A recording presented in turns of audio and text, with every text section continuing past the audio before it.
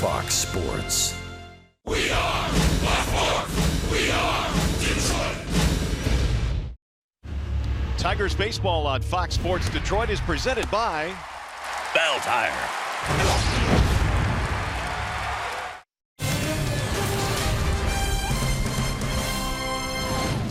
It is a chilly day in the Motor City today. A jacketed crowd is filing into Comerica Park, where this afternoon we'll bring you Game 2 in this three-game series featuring the Tigers and the Chicago White Sox. Hi again, everyone. Welcome to Tigers Baseball. Mario and Pemba, Kirk Gibson. Glad you're with us here for Game 2 in the series. Tigers dropped the opener, gave you last night. Poorly played game in some respects, some defensive breakdowns. Hopefully better news today. Well, there's a fine line between emphasizing the poor play and overworking it and making it more of a mental issue, but it happened again last night. Another well-pitched game. Matt Boyd had a rocky start but came back strong, and the Tigers in the end made a couple of poor plays they couldn't overcome. But today's a new day in Major League Baseball. You always get another chance. And Michael Fulmer will take them out today for the Tigers, and really for Fulmer, no sophomore slump for this guy. Well, he's come out strong. He had a Rookie of the Year, 11-7 record last year and 16. You wonder, are they going to make adjustments to him? Is he going to be able to do what he did last year? And he's done that. All of his pitches got great location, uses all the zones. Fastball is lively. He's got the slider right there. The changeup is coming as well. And you're going to, again, his whip is and the people that he's leaving on base are very good. You compare that to his first 4 starts of last year. Whip, ERA, the record is the same. Just like Matt Boyd last night, he's going to have a lot on his shoulders today to get this Tigers from this poor streak that they're in. You know what? I have a feeling he's going to get it done today. You with me? I'm with you. All right. Well, after a short break, we'll send you back down to the Call Sam Studios and check in with John Keating. Coming up today, Pat's got to get going. Let's get on the offensive. What do you say? Tigers, White Sox, Game 2 next.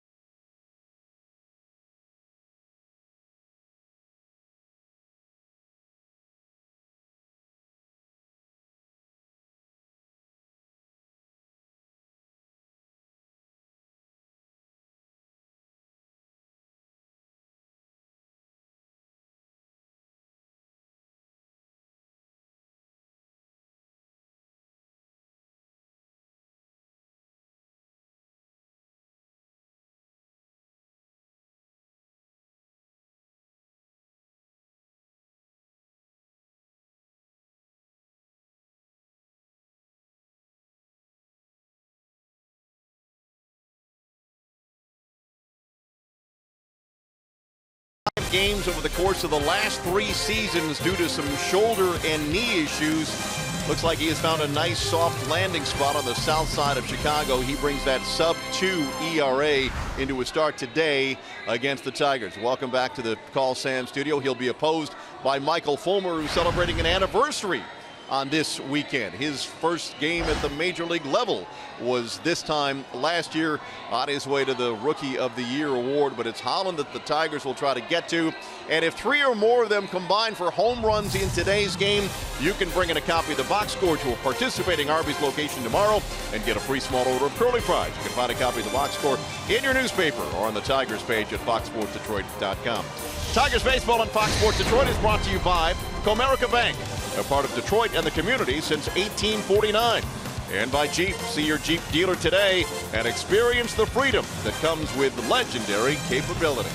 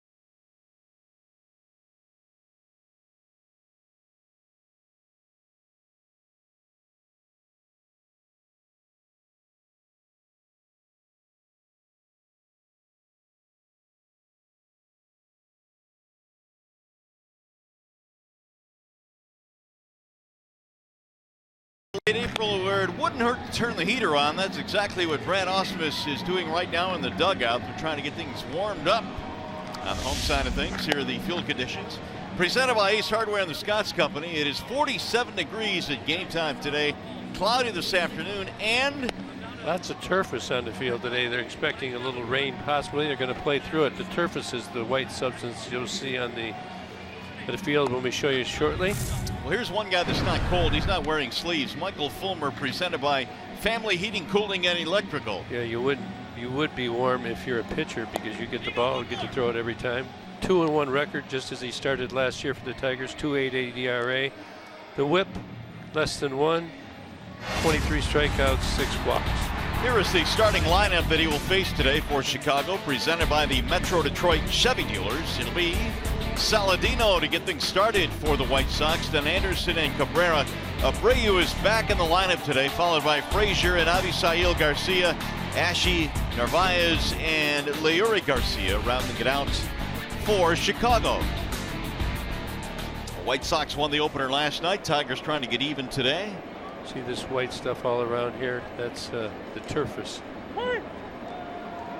Expecting some wet stuff tomorrow as well here, but right now just chilly and cloudy, and there's a strike to get this one started today. And that's supposed to absorb the moisture. Saladino jumped the Tigers last night with a leadoff double. Likes that fastball and likes to take it to right center field. Now the 0-1, and it's outside. 1 ball and 1 strike. Saladino DH'd in the ball game last night, playing second base today. He leads their team in walks. The 1-1. 1-2 now on Saladino. Michael Fulmer, good hard slider. Matt Boyd pitched to Jim last night, gave up back-to-back home runs in the second inning, but quickly recovered. Sitting there with JV and Daniel Norris. Look like they're pretty relaxed so far. Comparing notes. 1-2. And Fulmer misses high. 2 balls and 2 strikes. Michael Fulmer, fastball 95 miles an hour, 89-mile-an-hour slider. It's very hard, and the change about 85 to 86, sometimes up to 88. All have different action on them. Well, the Tigers, as you mentioned, got a really good start out of Boyd last night, aside from the early home runs, and they are looking for more of the same out of Fulmer here today. White Sox have been playing some pretty good baseball and a pretty formidable lineup. Got one of the big guns, Jose Abreu, back today at the first baseman. 2-2 on Saladino. And he looks at a ball low in the dirt. Full count on the leadoff man. There's kind of been a frustrating stretch here for the Tigers. They haven't played as good as they are capable of playing. They know it. And but I haven't seen much frustration yet. So we'll see how it goes today. When you start seeing them get frustrated, it can go to a different level. Walked in, ball 4. So Saladino, who leads their team in walks, gets another. Leadoff man is on. That'll bring out Tim Anderson.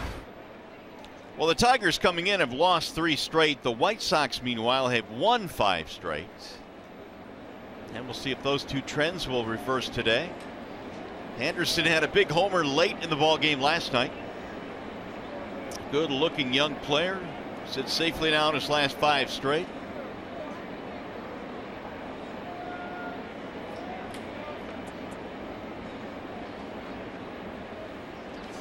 And a strike on the inside part of the plate, 0-1.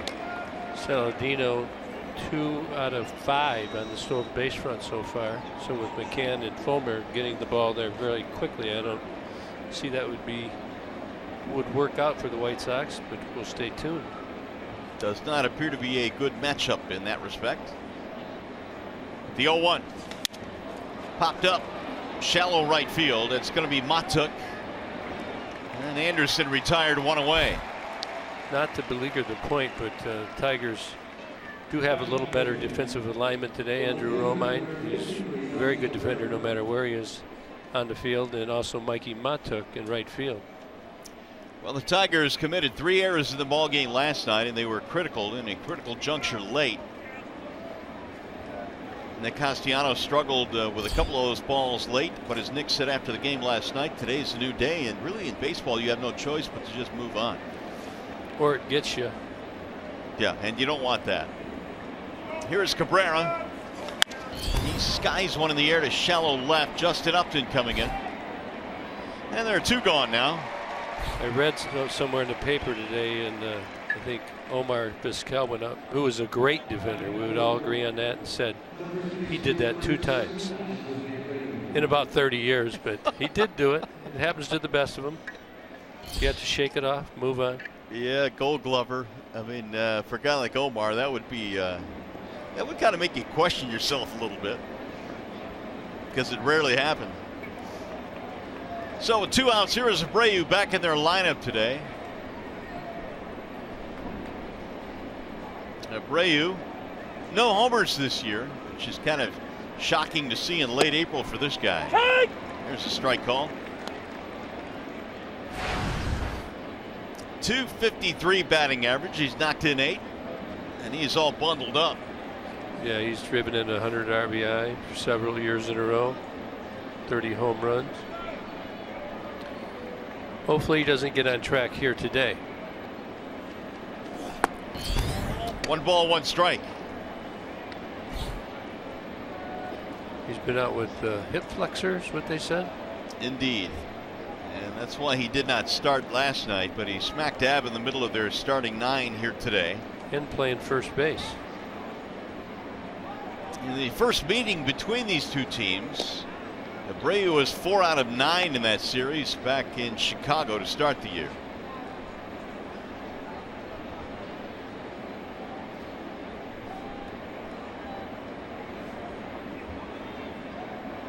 He has hit safely in 10 in a row against the Tigers. Lined foul to right field. 1-2 on Abreu.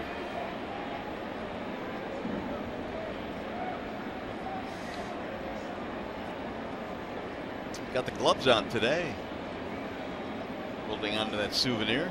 Well, one thing is consistent. It seems like the females are getting the foul balls again already early in the.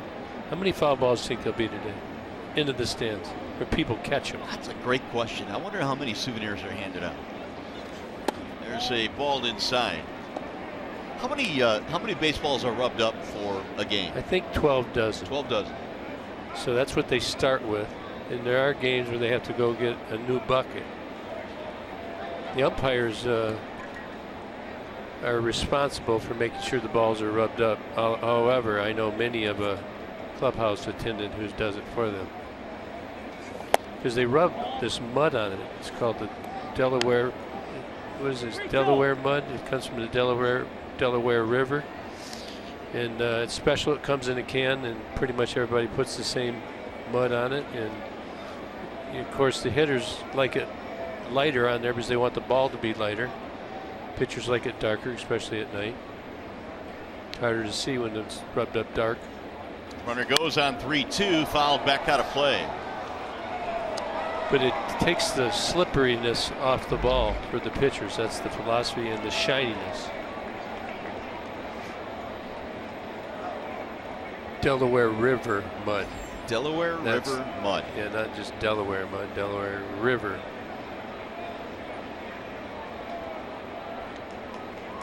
Now Fulmer again with the 3-2. And it's ball 4. A couple of walks in this inning now for Michael. It's uncharacteristic. He has 8 walks coming into the game in 4 outings. He has 2 already. That's 2 per game. Here's Todd Frazier. Off to a 167 start, but he remains a power threat, and he homered in the ball game last night to start the comeback for Chicago. He had 40 home runs last year, so he's more than capable. They got him from the Cincinnati Reds.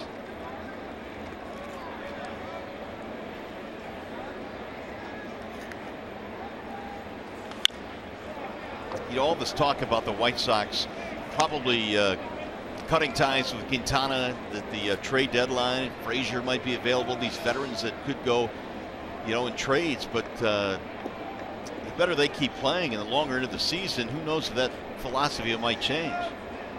They've gotten off to a really nice start here in April, and they still have a pretty good veteran core in the middle of their lineup. Yeah, a guy like Todd Frazier, a veteran guy. I worry when you get veteran guys like this, throw them off speed pitch. If you leave it out over the plate, they hammer it. Soft ground ball right side. Kinsler can't get it into right field, and this is going to score a run. It's a seeing eye single for Todd Frazier, a 2-out run for the White Sox. Broke his bat off the end. seeing eye, as Mario described it. It's a good pitch. It's off the plate. Look at Frazier. He doesn't pull off it though. That's why you want to stay on the pitch. Put the ball in play. You never know what's going to happen. Tigers were lined up the middle a bit, and 1 run comes across. And a tough break for Michael Fulmer. The 2 walks, however, set up that run, and Saladino comes around to score. Now you deal with Javisail Garcia, the best batting average in the American League. 388. Good block there by McCann. Menards brings you the big money encounter in the American League. Highest batting averages. There you go. He's on top. Starlin Castro with the Yankees. He had a home run, I believe, in the 9th inning, 3-runner for the Yankees to tie that game up against Baltimore. Mike Trout, we've seen that name. Mitch Haniger just left on the DL for Seattle, now out 4 to 6 weeks. The 1-0. Well, Garcia had a big night last night, 3 for 5, but he also made a nice sliding catch to end the ball game in foul ground last night in the 9th inning. He has really rounded into shape. You could tell he's in better shape physically. Yeah, you say he lost 20-30 pounds.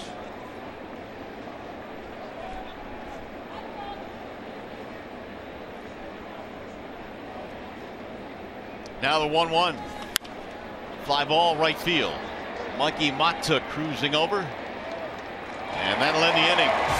They get a run on 1 hit, couple of walks, 2 men left.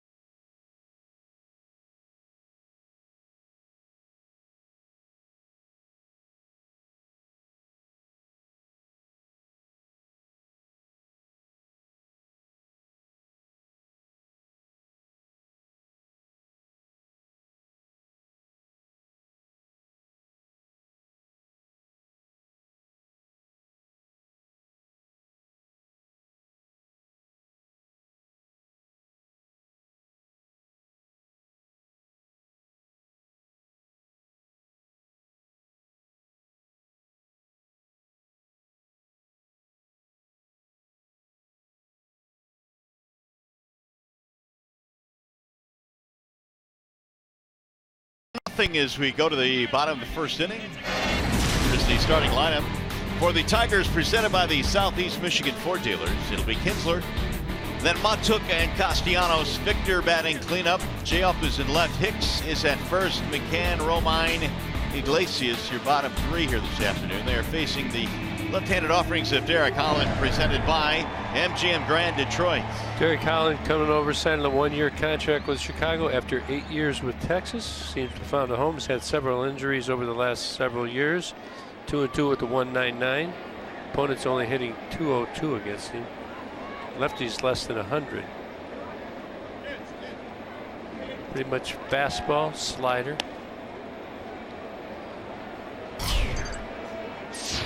Kinsler will get things rolling here. Was 0 for 4 in the opener last night.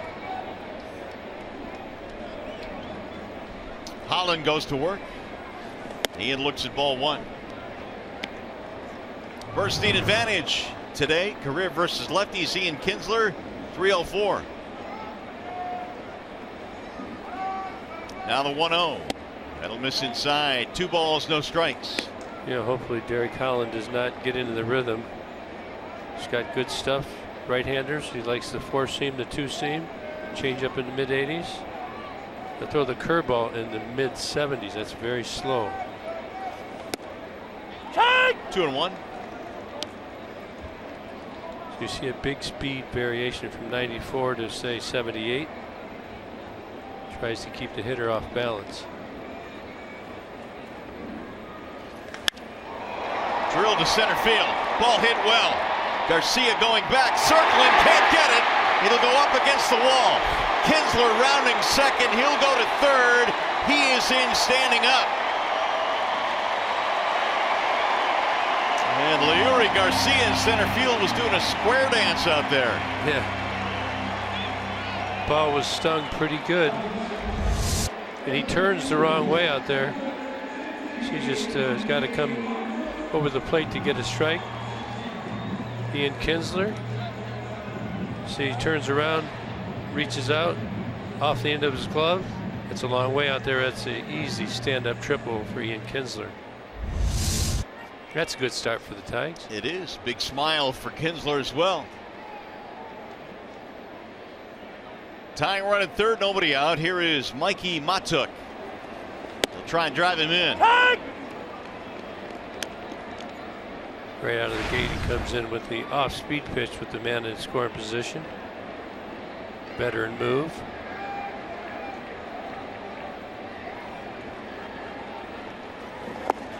Ball 1 to Matuk.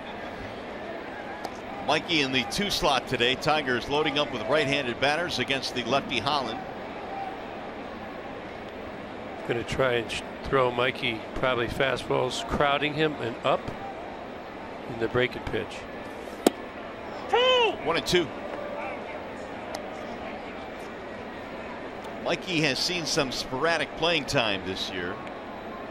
Tyler Collins got hot for a while, was playing a lot of the right field position. Then Jones got hurt and Tyler moved to center. Shattered bat, look out. Man, that is dangerous. Jagged edges flying all over the place. That's maple. You can tell the way it broke. Ash usually only splinters. Ian Kinsler had to get out of the way. And Clarkie on the bat.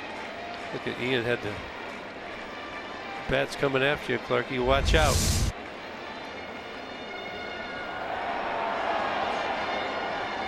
Leadoff triple by Ian. So everybody's blowing on their hands. It's definitely chilly on the field today. 47 at game time. A little bit of a breeze as well. Swing and a miss. He struck him out. 1 gone. That'll bring up Castellanos. Your Tiger hitters have been struggling to score runs. You want to take notes of how Derek Holland's going to react to certain situations. There he gets a man in scoring position on third base with nobody out. Starts off with the off speed and then finishes hard, crowding the hitter, Matuk.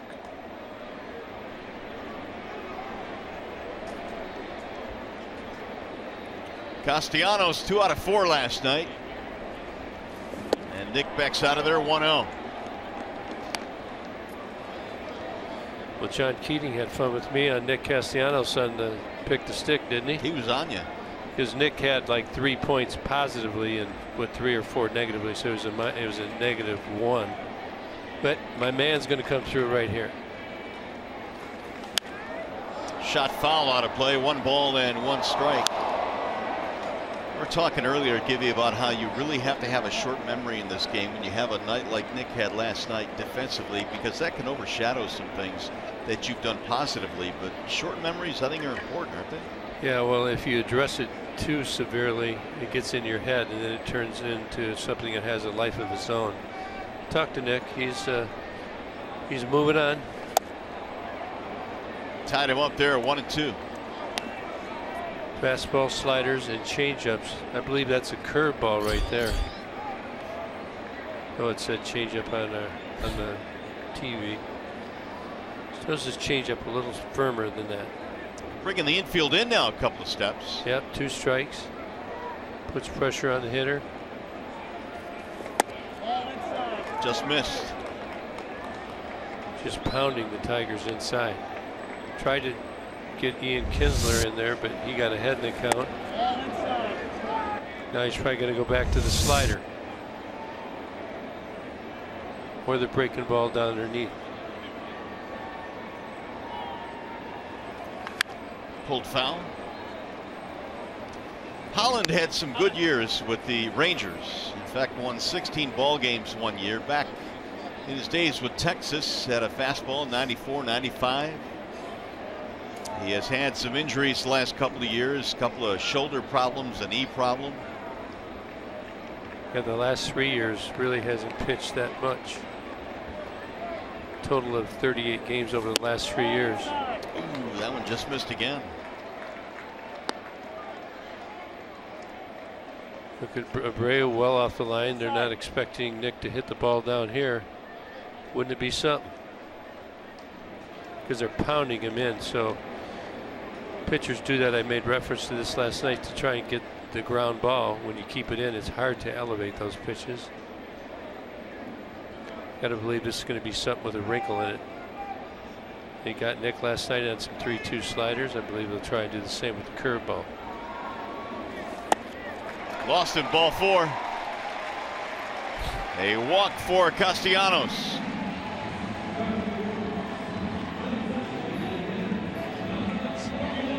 Two on now with 1 out. By the way, stay tuned to Tigers Live following the game. We select the Fox Sports Detroit Tigers player of the game, presented by McDonald's. Stop by for your breakfast favorites now being served all day. Now with Victor Martinez up, I got to believe that Holland and the White Sox really didn't care if they walked Nick right there. Yeah, I would agree. Got 1 out. Looking for the double play now. Infield back up the middle, looking for 2. Fouled straight back. Left that one up a little bit. He might miss that. Looks like he's going to try and crowd him as well. Victor has bounced into 4 double plays this year. That's the highest total on the Tigers team. But runners in risk, pretty good. Foul away again, 0-2.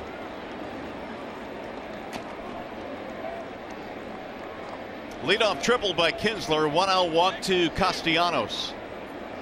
After the White Sox got a run in the first.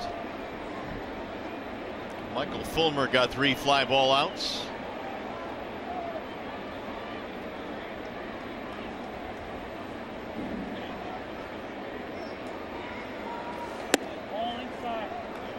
One ball, 2 strikes. Tell you what, the strike zone is fairly tight. Holland's thrown a couple of balls right on the inside edge. And Doug Eddings is not giving them to him. But if you watch him, he's working corner to well off. Breaker. 2-2. Holland has threaded the needle a couple of times in this inning, but has not gotten the call from Doug Eddings. At some point, he will use that outside corner because the Tiger hitters are not going to be looking out there or expecting it to be there.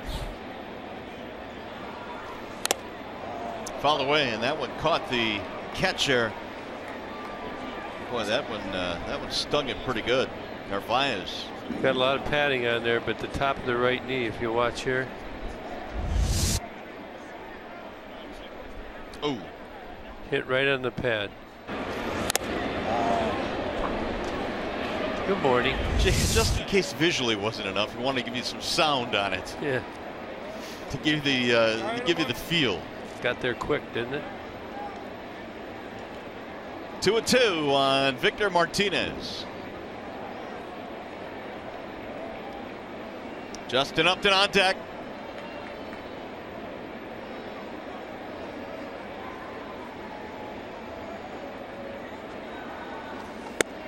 High ball 3. So he got ahead of Victor quickly, and now he's fallen behind. You look at this little spot right here on his right arm. That's another area where he really exposed. His left arm, I'm sorry. They have this little pad right here as well to try and cover up the throwing arm. Those really sting there. Castellanos maybe a step or two off the bag. Not a big lead. I do not think he'll be going. Certainly with the left-hander on the mound, it's too hard to get a jump. Got Jay up on deck.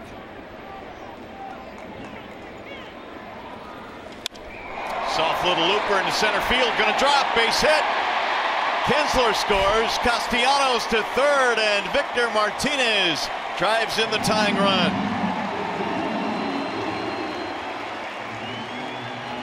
Good at bat by Victor right here. Gets down 0-2. They're pounding him inside. Watch Nick right here. He does a good job here. He gets a good read. Then it goes right on to third, right in the face.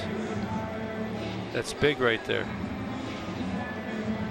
Michael Fulmer, he's got his pom-poms today, as well as trying to shut down these Chicago White Sox. Kinsler scores the tying run. Here is Upton. That was Matt Martin giving him some comments. Strike one on Jay Up.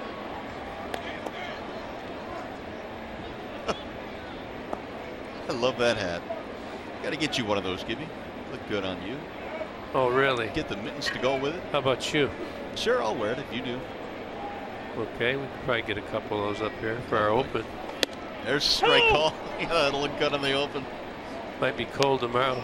We don't. Both of us don't have much hair to keep our ears warm. Very good point. Or we could go with that look.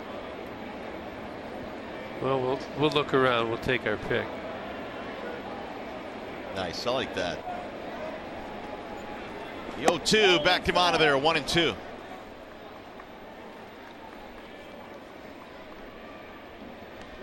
Upton now 12 RBIs in his last 13 games. That's solid right there. Yeah. Those might be the leader right now. And he got him, strike three. That time got the call. Finally got the call.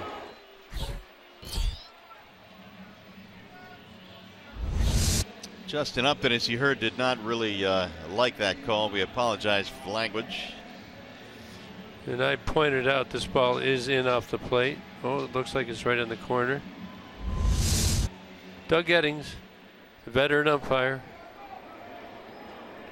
If you say too much, he'll react to you.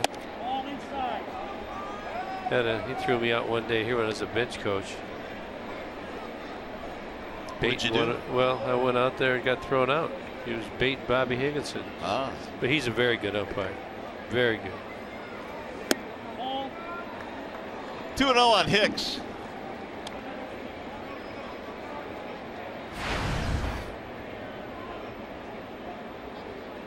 .444 this year for Hicks. He homered against Minnesota on the last road trip. First major league home run. Pounding him inside again, and one more time he got the call. 2-1. It was tight earlier in this inning. Loosened it up a little bit. It's amazing how the White Sox have just stayed inside. Here he's going to go away now. Fly ball, right field. Garcia coming over, still coming, and he'll get there to retire the side. Tigers tie it up with a Martinez RBI single.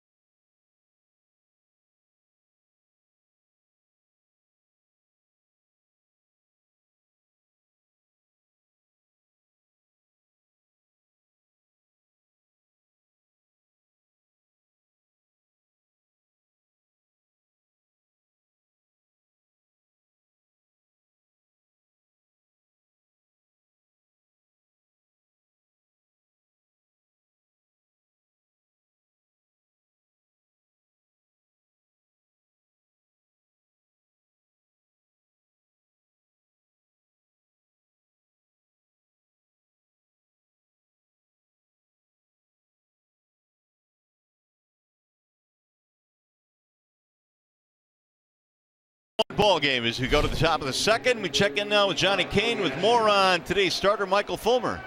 Yeah, thanks, Mario. We had a chance to talk to Michael this week, and during pregame, if you missed it, he basically accepted the label that his wife put on him, that in high school he was a mathlete. He said, I've always been a numbers guy, love math and science, was in the calculus club during high school, and every Wednesday night they'd go over to the teacher's house and work through some problems. So he says he loves seeing problems and finding solutions to those problems. And Kelsey Fulmer, she was the one who tipped us off to that, and she said, but you know what, I think mathletes are cute. They're cute and handsome.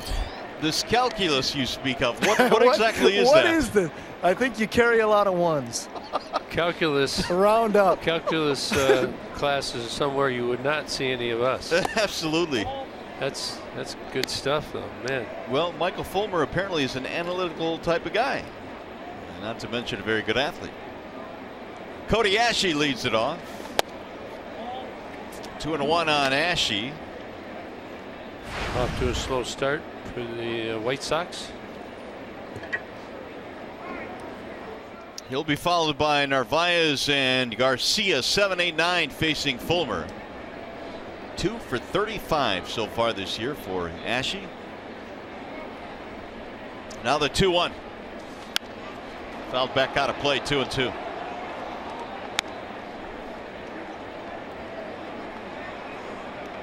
Ashe does not have an extra base hit. We mentioned only 2 hits total on the season.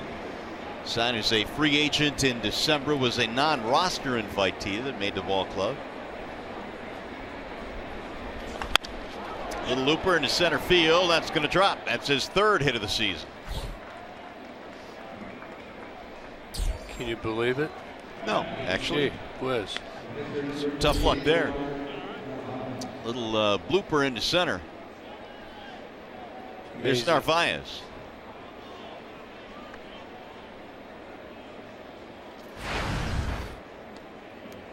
Batting .250. Narvaez is known as a very good defensive catcher, but over his last 7, hitting at a .350 pace.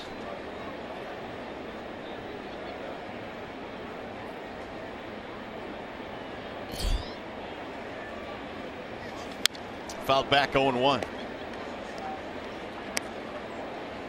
Soto caught the ball game last night, and he delivered the key hit, the go-ahead hit, in the 8th inning. That was after the Tigers had, the White Sox had the bases loaded. And then we got the double play, but Soto delivers the first pitch kind of off the end of the bat single, the real killer.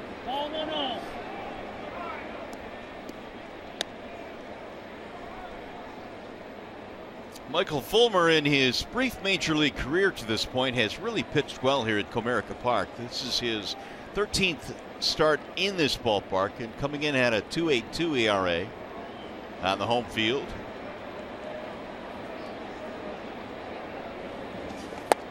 That'll miss inside. Well, how does he throw in Comerica? 4-2, .288. That's in 12 starts.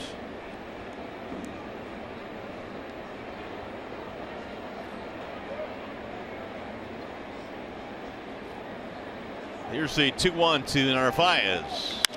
Fly ball toward left, slicing out of play.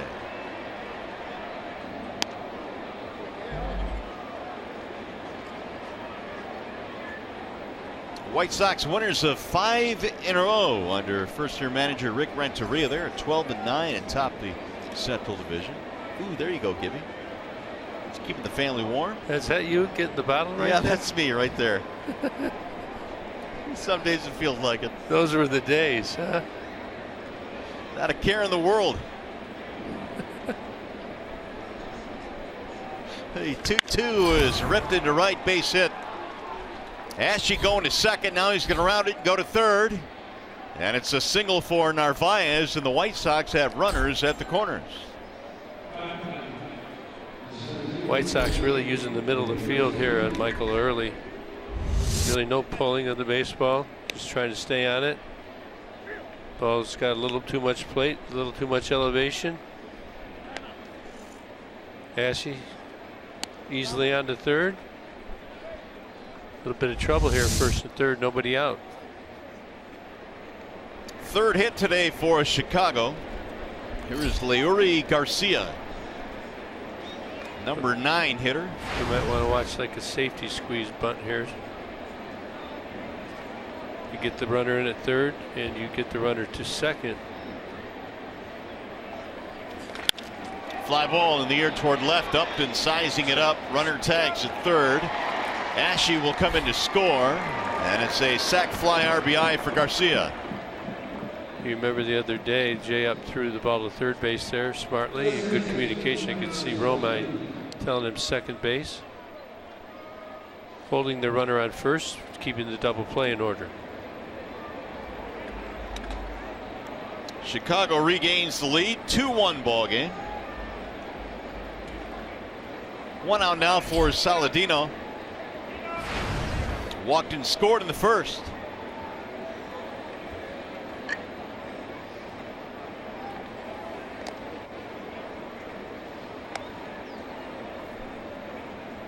Garcia with the sac fly, his RBI was his 6th. Narvaez a modest lead at first. Not too many catchers steal bags, but they'll sneak you now and then. Does not have any steals yet this year. Russell Martin, I guess, the one guy that comes to mind as a catcher early in his career would swipe some bags. Craig Biggio. He'd be another one. But if you squat down and catch a lot of innings, kind of get slowed down a bit. It's a tough job back there.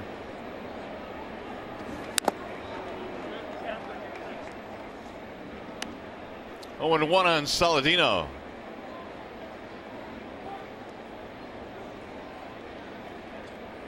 Tyler had a double and in fact finished with 2 hits in last night's game. White Sox put up 12 hits in their victory.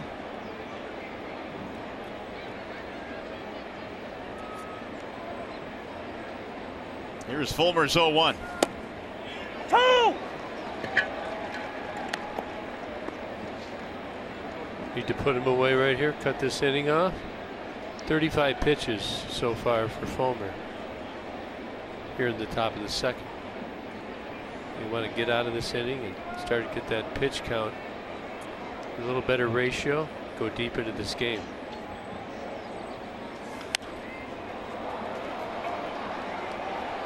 Tell you, just league wide, it seems like there's more foul balls. Every team get much better at it. Their strikeouts were way up in the previous years.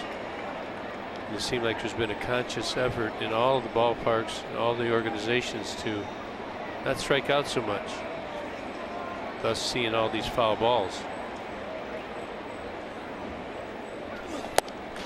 Low and away, 1-2. I think we're also seeing pitchers now, and you've talked about this before, with the elevated fastball. That seems to be the pitch of choice now to try and put guys away, and a lot of guys are getting a piece of that, fouling those pitches off. Absolutely. Laid off that breaking pitch there pretty easily. 1-2 on Saladino. Outside, 2 balls, 2 strikes. Michael had a couple of walks in that first inning. That's something he typically has stayed away from. He's really pulling that fastball to his glove side. Got to make an adjustment.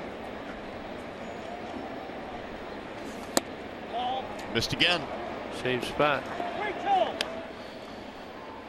3-2 with 1 out. Just like anything else, when you're a hitter, you're a pitcher, he probably knows what he's doing. He's trying to correct it on the fly. Fixing it is another thing. Knowing what it is fairly easily at this point.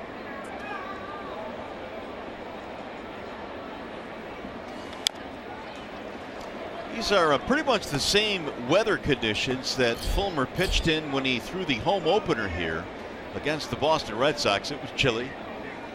He is up to 40 pitches now, 22 in the first.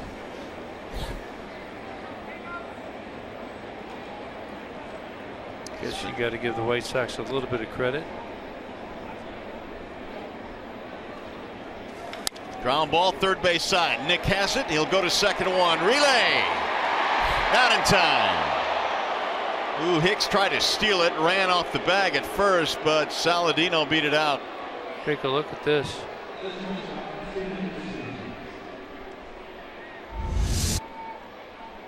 Let's take a look. No, he's in there. Yeah, Hicks comes off the bag real quick to try and make it. You know, that doesn't work as much anymore. The Brad's coming out to have a look. Talk to Michaels. Maybe give him a little break right here.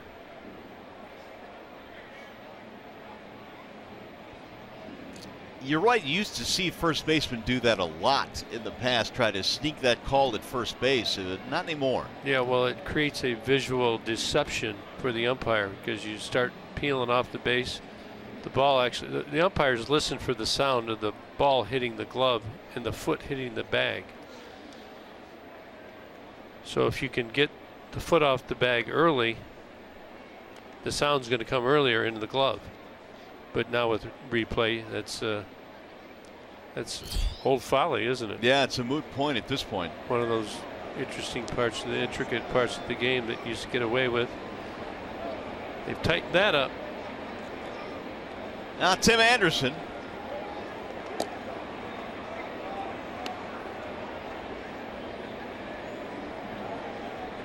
Anderson flying to right field in the first inning. 2-1. White Sox have regained the lead. They got a run in the first and now one here in the second.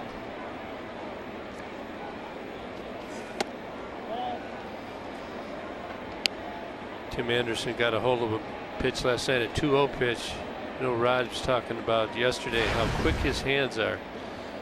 Got ahead in the count, got a fastball middle in, and went way deep.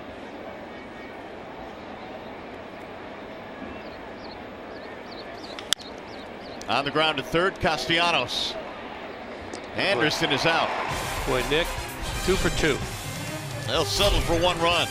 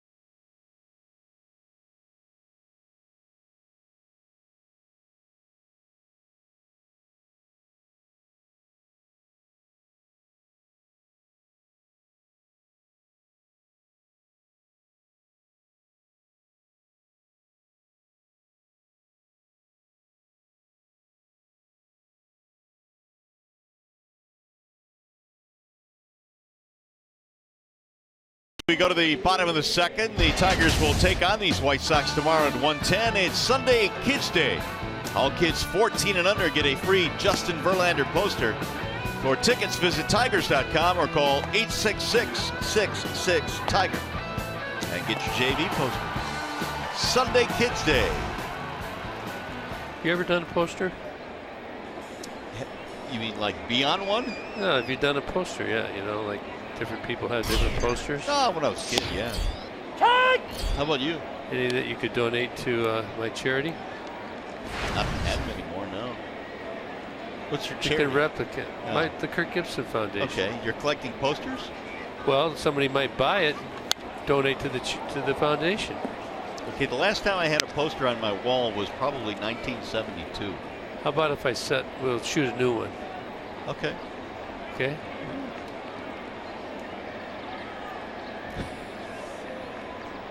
Derek Holland back to the hill, 0-2 the count.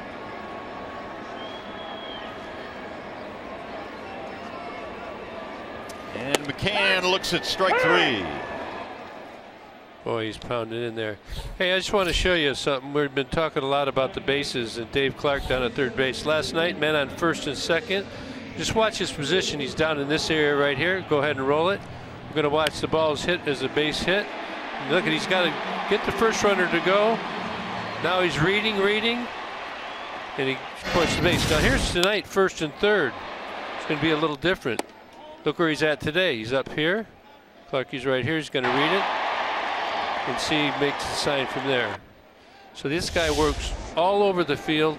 It's just trying to explain that he's in the right position. It works well for the runners. And he's just not standing over there in one spot. And there's a lot going on. A lot going on indeed. Third base coaches, well, they do a lot of research. And we talked a little bit about it last night, knowing the outfielder's arms, knowing your runner.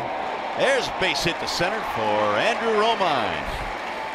Well, we talk about pre-pitch calculation for the players all the time. And he's doing the same. Omar's doing the same. Brad, obviously, every pitch. So you're trying to get rhythm together. That equals runs, or avoiding runs if you're the defenders. Here's Iglesias. Yeah. Romine, he's played well. He's really swinging that bat. He's changed that swing to that fly ball theory. No more rollovers for Romy. Nope. He's like Nick and JD. A little different swing path. Close play. Let's take a look at that. That was borderline balk. That's a good move there. Look, he kind of stays. That's ooh. That's a good move. That's borderline balk. Popped him up. Shortstop Anderson is under it. And Iglesias quickly retired. There are 2 gone.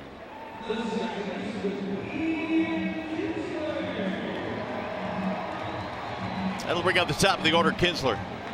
I am of the opinion that it seems like just about every left-hander's move is borderline walk.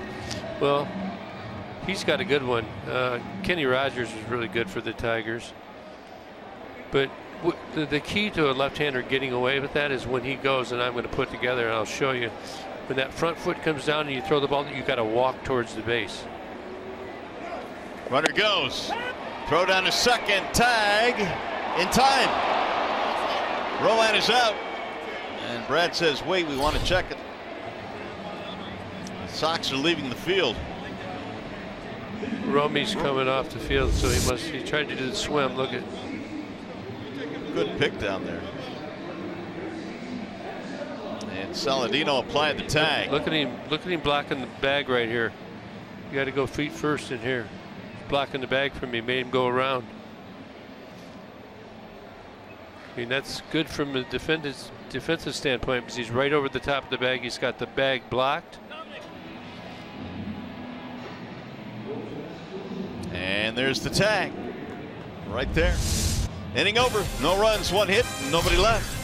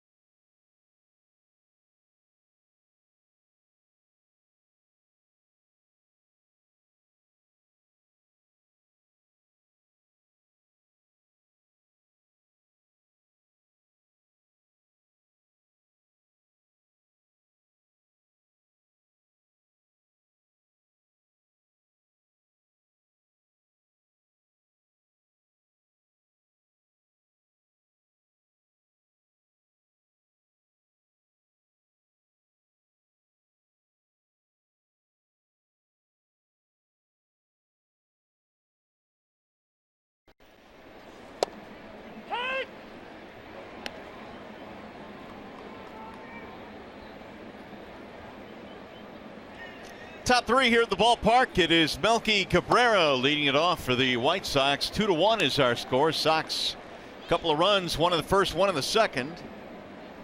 Tigers got a one in the first. Michael Fulmer back to the hill.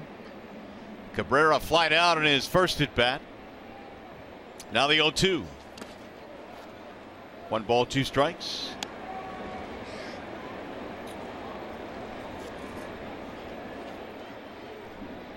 Much like last night when Matt Boyd got it together after 2, we're hoping now Michael Fulmer finds his rhythm, gets in the groove here and starts setting down these White Sox. 2-2 the count.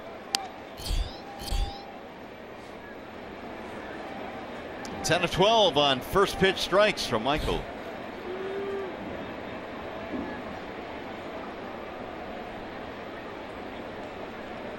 Now Cabrera waits on the 2-2 and strokes it in the air to left field right at Upton.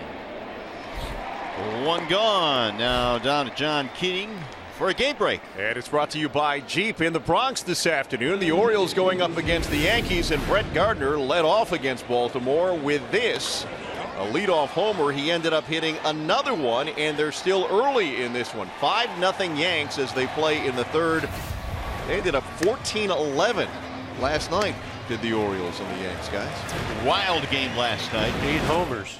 2 really good offenses. 8 homers in that game? I believe so. Man. Here's Abreu.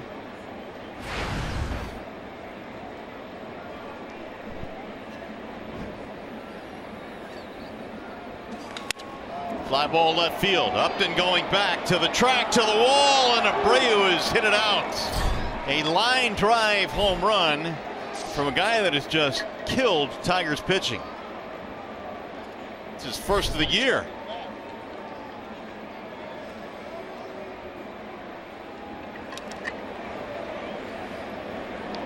Looked like something off speed. We'll take a look. Hanging in the zone, kind of right in his wheelhouse. See the changeup split finger, just ran up and ran in. This guy's a good hitter. Line drive right out of the park very quickly. Abreu had gone 32 straight games without a homer dating back to last year, and he's just hit his first of the season. He went around, strike call.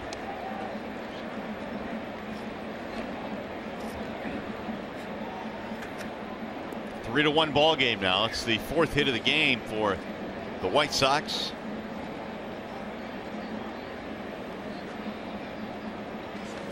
Foul straight back, 0-2.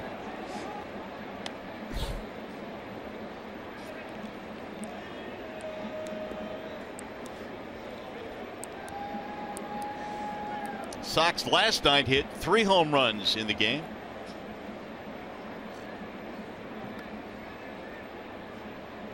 Here's the 0-2.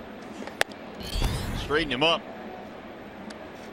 Frazier had a little single in the first inning that drove in a run off the end of the bat. It rolled into right field, and he picked up an RBI. Again, up and in, 2-2. You see Michael getting ahead of the hitters, but then unable to close them down. 0-2 on Frazier. Now he's 2-2.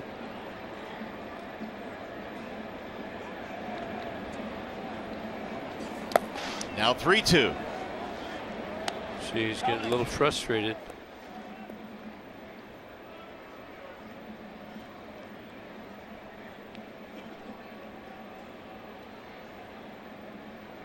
Pitch count up early for Fulmer, who walked 2 in the first inning. Threw his bat at it, and he fouled it off. I always thought that should be an out if you throw your bat in fair territory. Cliff Johnson used to do it. Big Cliff Johnson. He used to always throw it at the pitcher, though. Well, that's not good. But he's staying alive. I mean, that's going to great lengths. Remember, he got his first hit basically doing the same thing. Not out of his hand, but it was way out in front. Got to give him credit for extending that swing, putting the bat on the ball.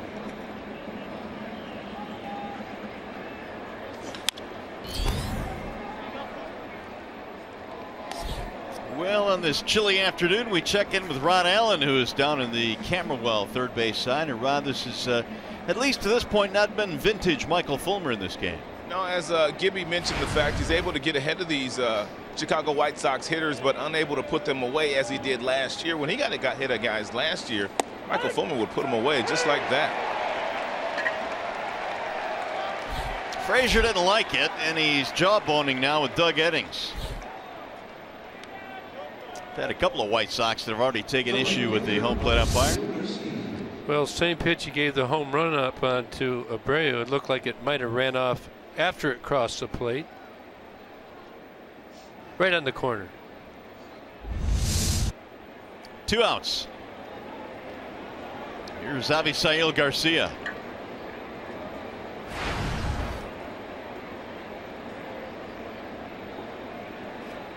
Fly to right field in his first at bat. He rolls one foul down the third base line. So Fulmer now is about to throw his 60th, which means he's averaging 20 an inning. That's a little bit high.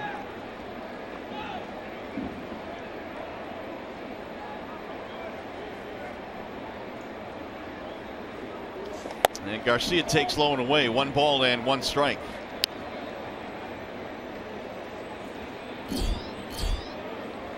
There's the breakdown on Fulmer. 60 pitches already here in the third inning.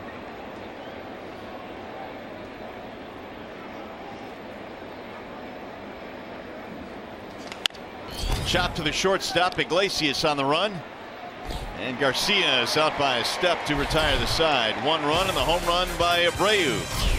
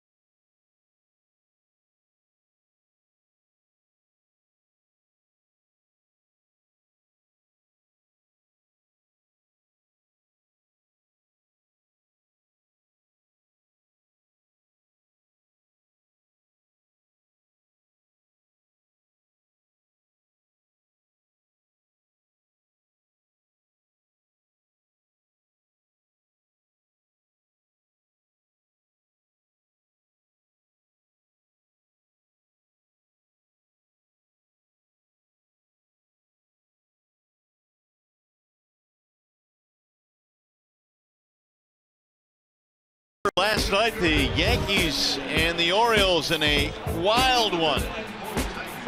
Holiday with a home run, and the Yankees walk off a win. They were down 9-1 in that game. Yeah, then I think it was 11-4.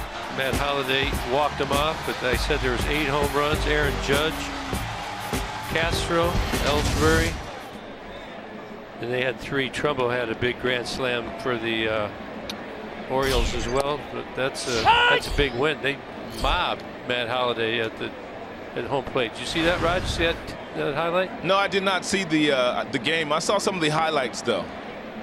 8 home runs. It must have been a lot of solo shots. Well, there was 2-3 runners, grand slam.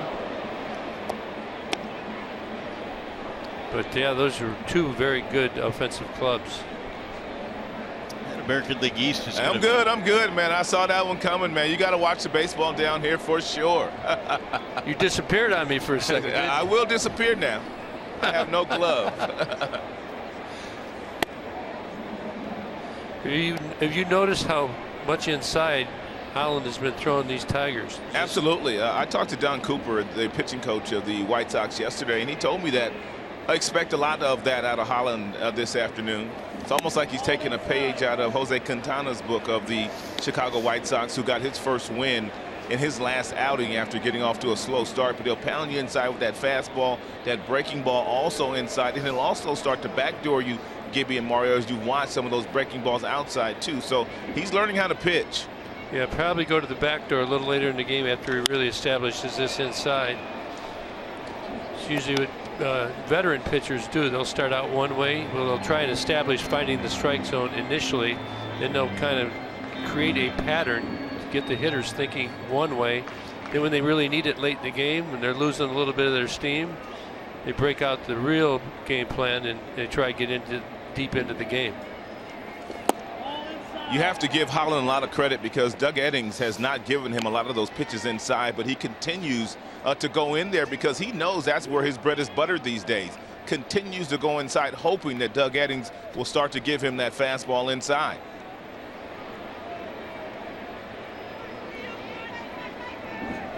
Here's a 3-2. And he went around, says Doug Eddings. That'll be a strikeout. Ian was hoping to at least get a check out of Doug Eddings here. Yeah, he went. Yeah, that's always the hope that maybe the guy down at first base didn't get as good a look as you did. But he made a quick beef and onto the bench, leave it up to Mikey Matuk. You see where they completed the Matuk trade. Tampa Bay selected Drew Smith. It was yesterday, I believe, wasn't it? Yep. Fly ball left field. Cabrera coming in, and Matuk is retired. The kid had a good arm. Upper 90s guy. How do those trades work, Gibby, when the player to be named later is the guy that goes the other way? Do you just kind of hang out and maybe make your determination after scouting the minor leagues and decide who you want from a pool of players? What they do generally is they create a list. They'll have a list of guys, and then they'll have a period of time that they'll have to make a decision. Yesterday was decision day. Here's Castellanos. Ball one. Nick had a walk in the first inning.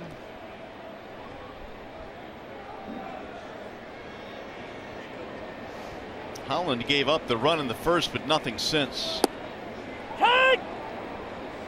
1 ball, 1 strike. Yeah, both Holland and also Fulmer got off to sluggish starts, and that's usually when you can get a starting pitcher. You've got to get them early. Once you allow guys to settle in, it becomes a lot tougher. And both guys appear to be starting to settle in. 3 of Holland's 4 starts this year have been quality starts. He was placed on the DL last June with shoulder inflammation, and he has now reached the 50 plateau. The 2-1 pulled on the ground at third, gobbled up there by Frazier, and Holland has a 1-2-3 inning. 3 in the books here at Comerica on a chilly afternoon.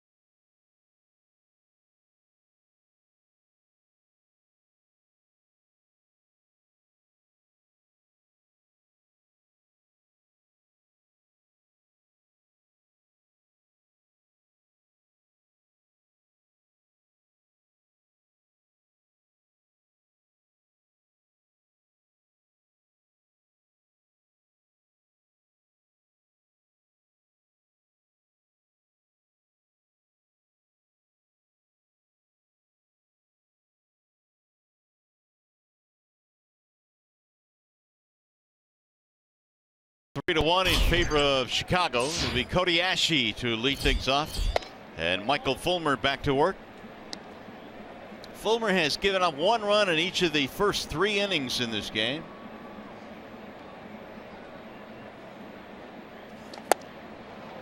One ball, 1 strike on Ashe. I talked to Michael Fulmer yesterday before the game, and I was asking him, was there any particular pitch that he was working on in between his last start and this particular start? He told me he was trying to really find his slider. He says he really hasn't found his slider all season long, but that was an outstanding pitch right there that appeared to be a slider. So expect some good ones today from Michael. Seems like the changeup, or is that a split that he's throwing? We're showing that he's leaving that up a little bit. It's kind of running from the middle of the plate to middle in on the right-handed hitters. I don't know if he throws a split or not unless he's developed a new pitch, but I do know that he throws a couple different breaking balls. One would be the hard slider, and then he kind of flips it up there every now and then like a curveball, but he still calls that a slider as well. He just changes speeds on that particular pitch. Down goes Ashe. There's a good slider right there. Yeah, he told me he worked long and hard on it. He said he worked on the changeup earlier in the year because that pitch wasn't a good pitch. He's had the good fastball all season long, but look at that one. He releases that one out in front in a perfect location down to the back foot of the left-handed batter. Outstanding pitch. Here's Narvaez. And if you look at Fulmer, the majority of the batters that he have gone up against this year has been left-handers, so he's seen a lot more lefties than righties.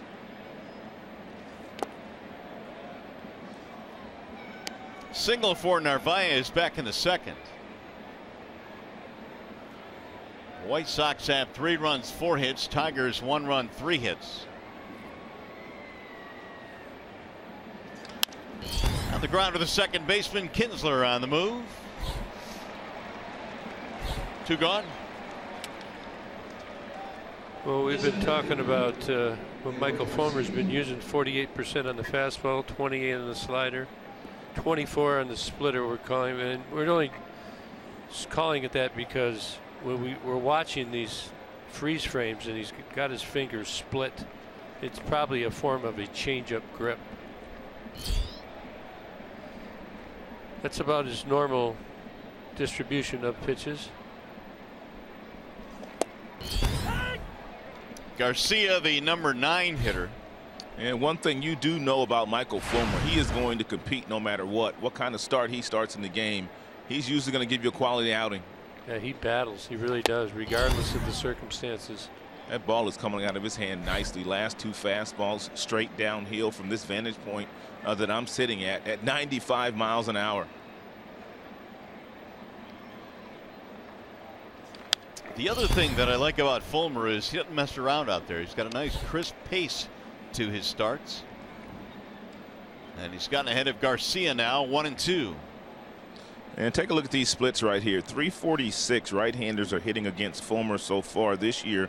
Lefties only 138. That's the reason why he's really been working hard on that slider. Little chopper towards second, charging Kinsler. And it's going to be a 1-2-3 inning. Tigers have Martinez, Upton, Hicks coming up.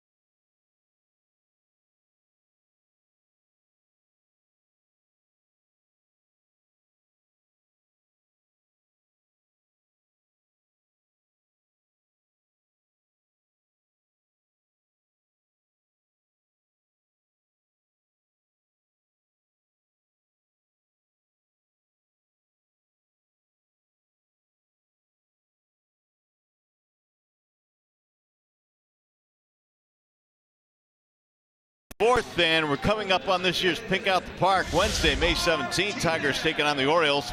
Help support breast cancer research with a special ticket package. It includes a commemorative t-shirt, game ticket, donation to the Carmanos Cancer Institute. Packages are going fast, so get yours today, tigers.com/pinkout. It'll be Martinez here in the 4th inning. Victor, then Upton, and then Hicks. On a blanket-type afternoon here in the Motor City. Derek Holland spins one up there, strike one. Yeah, nice at-bat by Victor Martinez. His first time up today, fighting off a pitch inside and lofting it in the center field for an RBI. 11th RBI of the year for Martinez. 1 ball and 1 strike. And they continue to play Victor to pull on the infield, but they continue to go away on occasion. Busted him inside there. 2-1.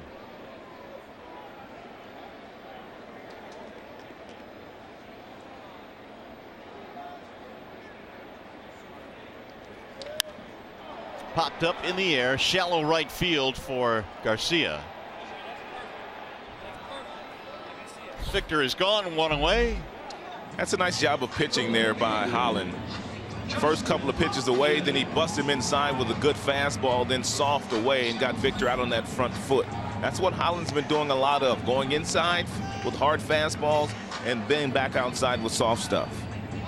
Yes, he's continuing to change his cadence, as they say. Totally different than last at bat. He'll start guys off with that slow breaking ball. You wonder where he would be in his career right now had he not been injured the last 3 years. We talked about the knee injuries and the shoulder injuries, but there was a time with the Rangers he was considered one of the best in the American League. Had a really good season in 2011. Big swing there by Upton. He had a power fastball. His fastball got up to 97 miles an hour, so he did have a lot of promise. Did not play at a big school, Wallace State Community College in Alabama. Here's the 1-1. 2-1 on Upton.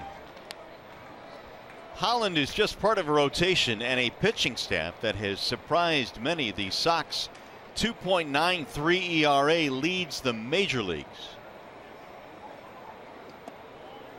Missed again, 3-1. And this much we do know, as we witnessed yesterday, you do not want to see Canely, Nate Jones, or Robertson at the back end of the game. Canely was throwing 100 miles an hour yesterday. Jones throws 97, 98, and Robertson's closing out games with great efficiency.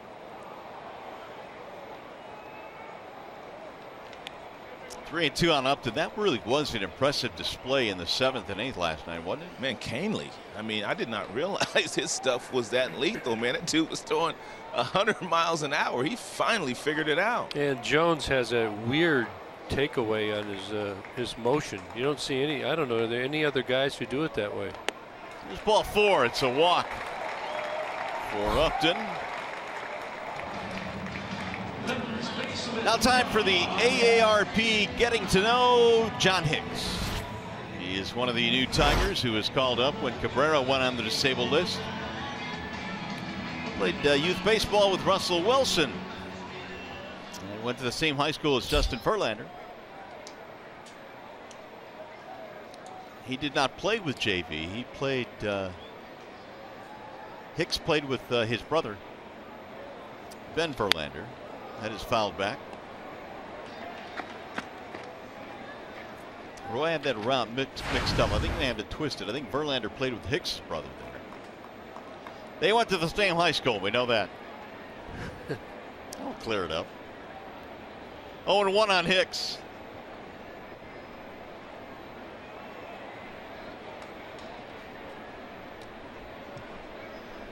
Holland trying to set Jay up on that tricky move that he's got. Almost picked off. Almost a balk move. Looked like Holland almost took his front leg past the knee and the rubber on that last pickoff play over to first base. Yeah, I thought that, and he went quick pitch there. Ball hit pretty good to center field. Garcia runs it down at the warning track. And Garcia in center field plays awfully deep. I thought that had a chance off the bat to get into the gap. That'll bring up McCann.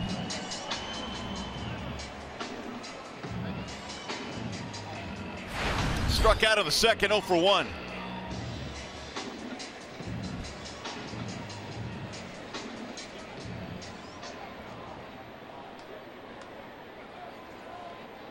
Holland now is 30 years of age. He was born in Newark, Ohio. Made only 20 starts last year.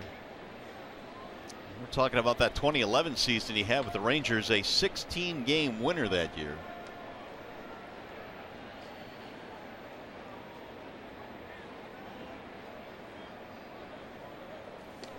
Strike one on the inside corner. I cannot remember the last time I witnessed a left-hander pitching inside as frequently as Holland. I mean, a lot of times they will show you the fastball inside to a right-handed dominant lineup, but they will not stay in there as frequently as he has gone in there.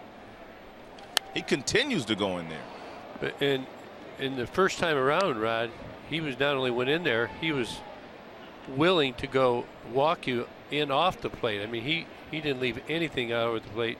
He wanted to make a statement early on that first at bat. Corner, inside corner to 8 to 10 inches off inside, both pitches. So now he's nibbling more in the corner and very effective. Runner goes. Narvaez with the throw, not in time, and a swipe for Upton. That boy, Jay. That's my guy today. Stolen bases don't count, do they, Rod? They ought to. Yeah, Jay, he can get some bags. He's understands when to go and when he can get it. Situational base stealer. You forget about him. He can most definitely swipe one. Kind of lulled him asleep a little bit and then just went first move. Now we'll see if McCann can drive him home.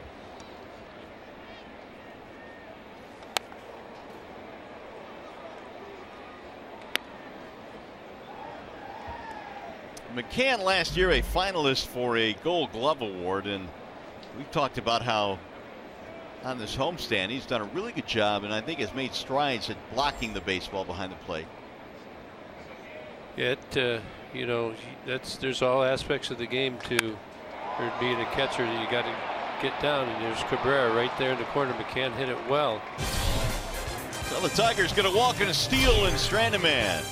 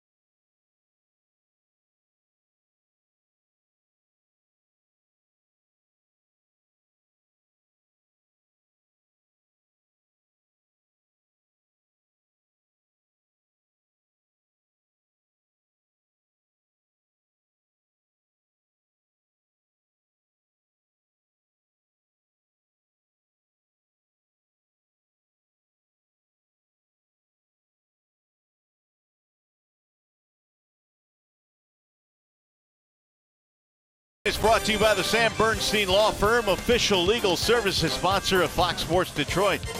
Bell Tire, for tires and auto service, everybody needs a Bell Tire guy. And by Chevrolet, the most awarded car company 3 years in a row.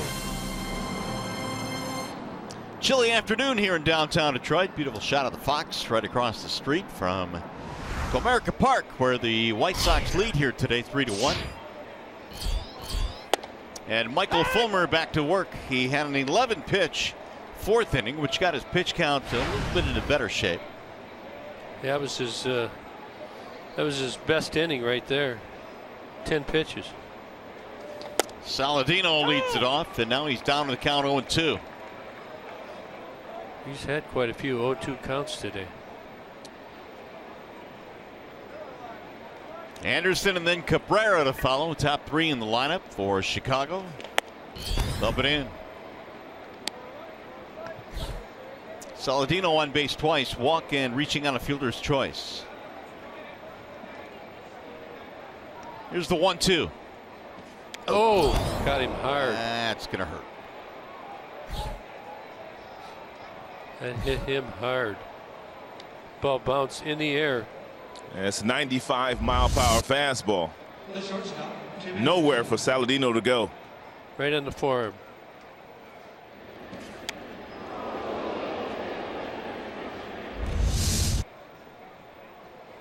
Leadoff man on.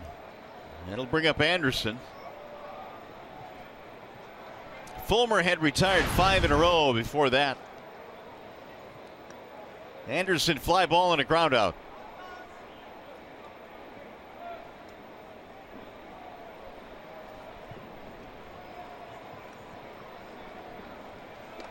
Ball one inside.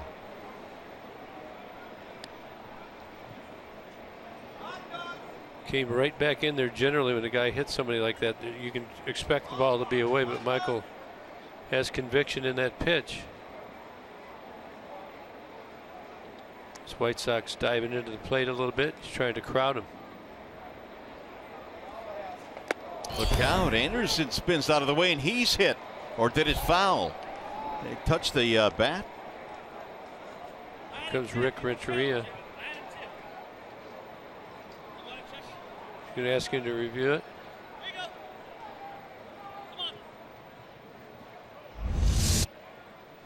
Let's see. I didn't see it hit him. Maybe it ticked him on his glove, or he's just trying to sell it. Well, Doug Eddings heard something. So did it hit the glove, the batting glove? It may have just ticked the batting glove. Didn't hit the bat.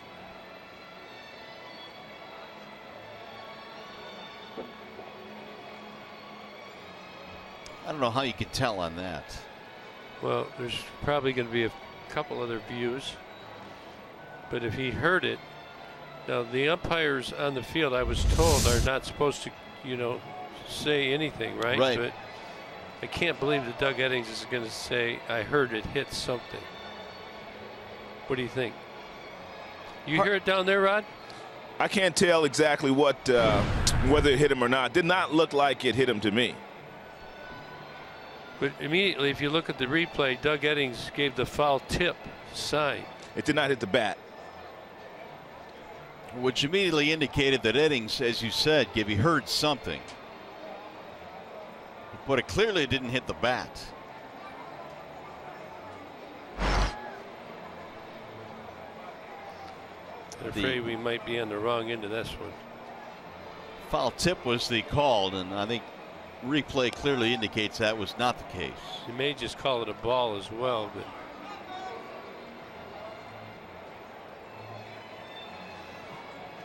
supposed to be 2 minutes, correct? 2 minutes. That's your new rule, or I should say guideline. It looks like it hit the batting glove to me, and Anderson also reacted. But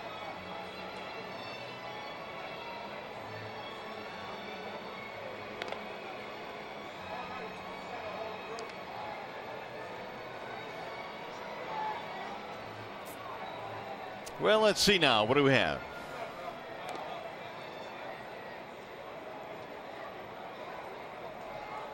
calling it a foul tip. Wow. Well, it's not decisive enough to overrule the call on the field. And that's what Renteria wants to know. How in the world? I mean, and I get that it wasn't enough to overturn the call, and the call on the field was foul tip, but it clearly showed that it didn't hit the bat. So that'll be what, 1-1? Was that the count? Oh, it was 1-0. Should be 1-1.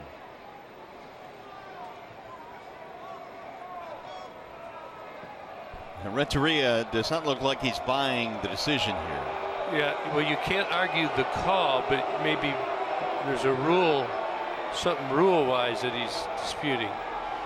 Because if you do, you get thrown out. You can read Renteria's lips. He was saying, "I'm not arguing with you." Usually they come right up to you and say you can't argue or dispute the call. They don't usually give you this much time after a call has been ruled on in New York.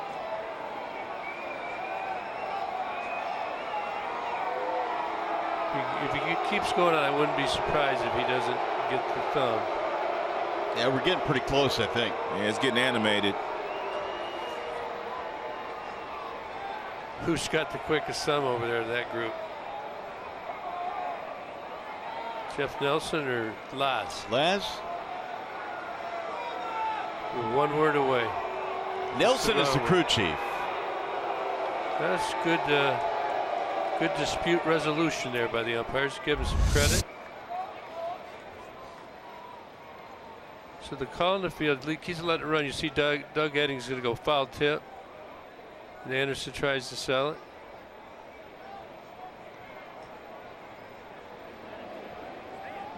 Eddings now explaining it to Anderson as well. And so it'll be 1 ball, 1 strike.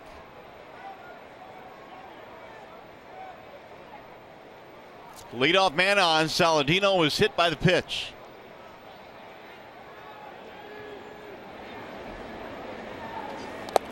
Good pickup by McCann. We just talked about his blocking abilities. Ball bounced near the plate. 2-1. And we'll see if Michael wants to challenge Anderson with the fastball here. Obviously, Fulmer throws 95 miles an hour, but Anderson has lightning quick hands. He can hit a good fastball.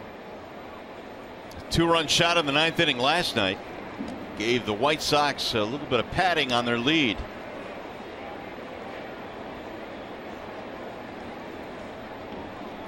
That was Anderson's 2nd home run of the year last night.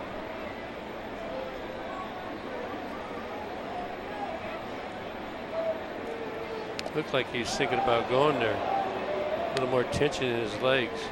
Rick Renteria, their manager, is very aggressive with the base running. If you watch this team, the way they put pressure on the defense when they get base hits, they back up bases. They are playing very aggressive under their new manager, Rick Renteria. Very fundamental.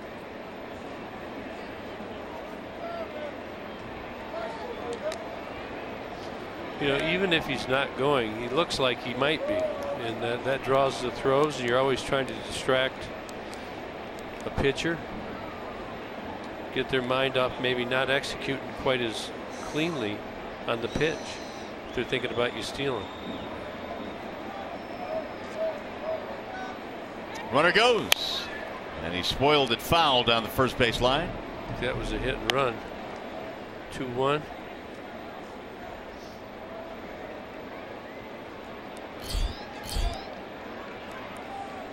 $80 pitches, 48 strikes. Here in the top of the 5th for Michael Fulmer. And Michael's got that good slider today. He can throw one right here to Anderson and get a swing and miss. That's one thing Anderson will do. He will leave the strike zone. That's why the batting average is just at .218 right now for the young shortstop.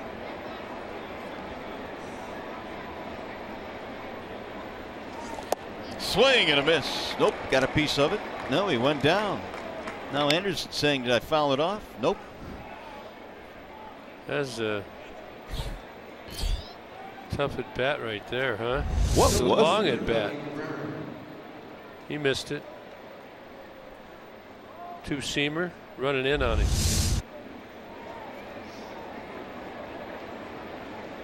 Here's Melky Cabrera.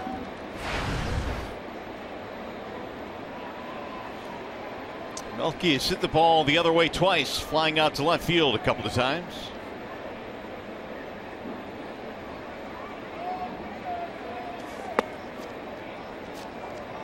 James McCann on full alert now. He's ready to get the base stealer. He loves it. Likes to show off that cannon.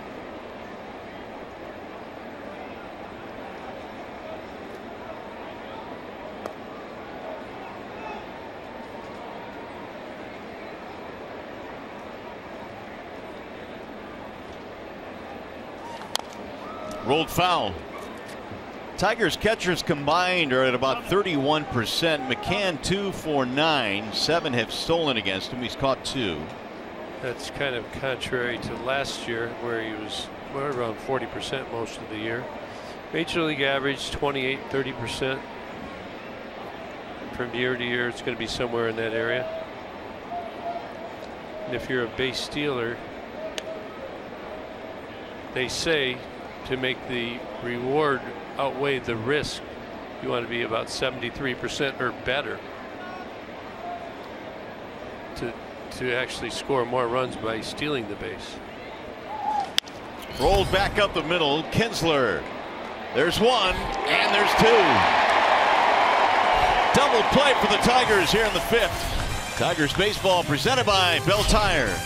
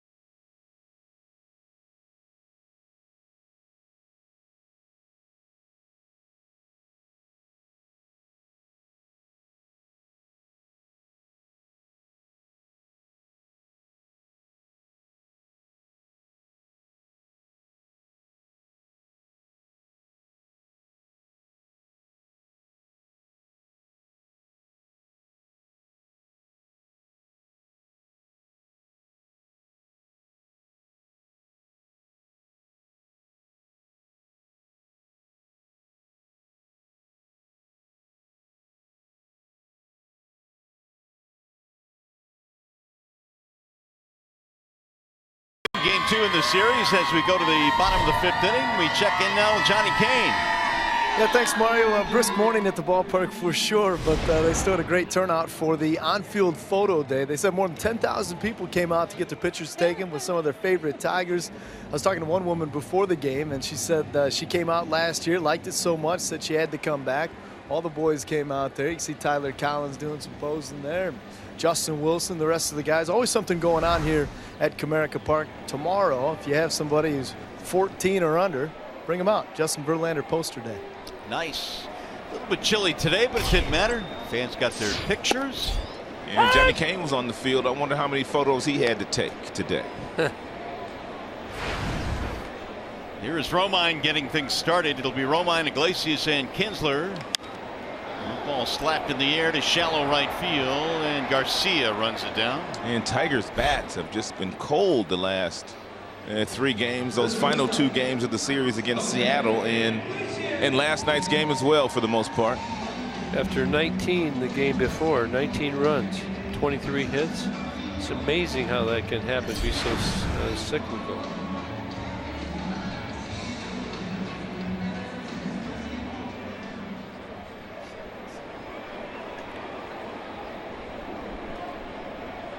Now Iglesias, who popped up and is only at bat. He'll look at a strike on the inside part of the plate. Well, I guess they're scheduled to get Miggy back in just a couple of days, and they're hoping, I believe, to get JD Martinez back on that West Coast trip when the Tigers go out west on that next long road trip at some point in time. That'll lengthen your lineup. Yeah, he went 3 for 9, I heard, in a game in spring training, extended spring. You can hit just about every inning down there when you're a player like J.D. Martinez. So getting a lot of at-bats. Here's the 1-1. Swing and a miss. What do you got on Holland down there, Rod? Because in the first inning, the Tigers got to him a little bit, got the triple. He walked a batter, but since has settled in. You know, he's throwing some off-speed pitches with some nice arm action, fading changeups, good breaking balls. He's mixing it up, cutters inside, fastballs inside. He really is being led beautifully here today. Yeah, he hasn't thrown. He's got 73 pitches. I'd bet you he hasn't thrown, certainly not 20 on the outside part of the plate. He pretty much uses the outside part of the plate with the backdoor breaking balls and every now and then a changeup. Slice to center field, Garcia. 2 outs. Hey, by the way, it's the ultimate Fox Sports Studio Tour Sweepstakes. Win a trip for 2 to Los Angeles, California, and a behind-the-scenes look at the Fox Sports Studios. For a chance to win this great prize, enter at any participating Aldi location or online at foxsportsdetroit.com. 2 away now for Kinsler. Little 2-out magic. Let's get it started, Ian. Triple strikeout for Kinsler in this game. And scored after the triple. Victor Martinez hit. Driven to right field, and Garcia runs it down. Going to be a 1-2-3 inning. Rod, John Keating called. He wants you back to the desk. Yeah, I need to go change my seat anyway to see if I can get these boys some luck so they can score some runs and try to come back in this game. All right, we'll see you on Tiger Live post game.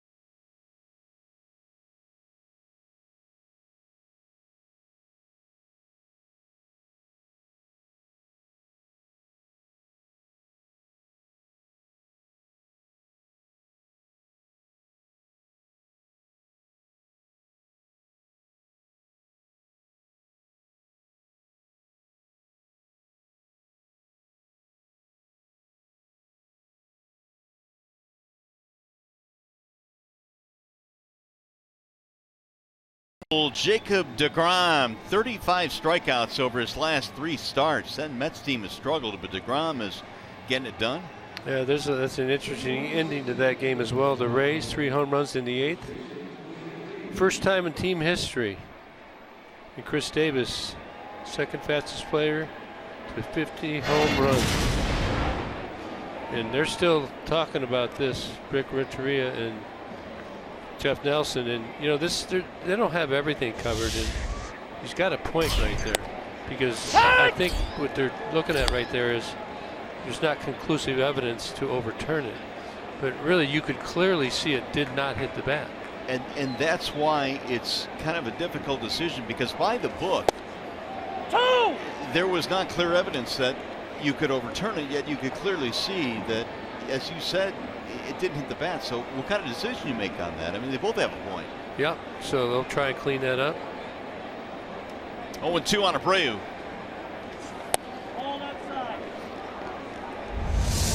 And this is what they're disputing. A foul ball is called, but it clearly misses the bat. It appears if it hit anything, it hit Tim Anderson.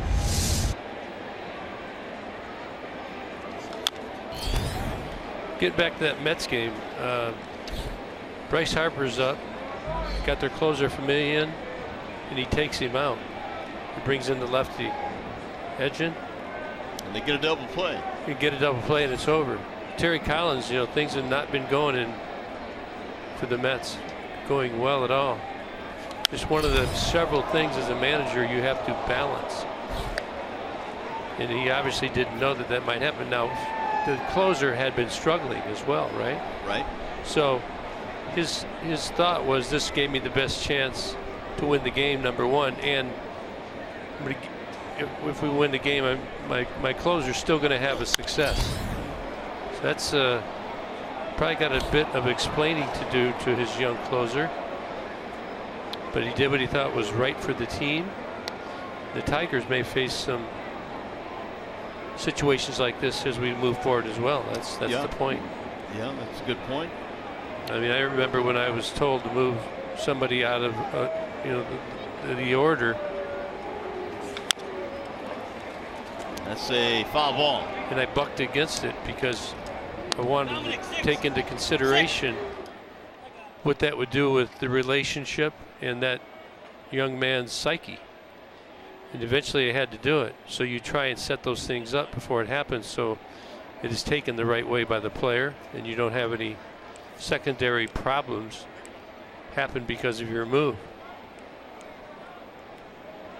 And those things can linger too. I mean, you can speak to that, Gibby, about making sure that players' psyches are not rattled as much as you could possibly have that done. Here's the 1-2. And it's low, 2 balls, 2 strikes. So many elements that go into making decisions. Well, there's 25 players on the active roster here, and you have some that are on the DL that are around from time to time. They're all different. Their situations are different. Their mentality is different.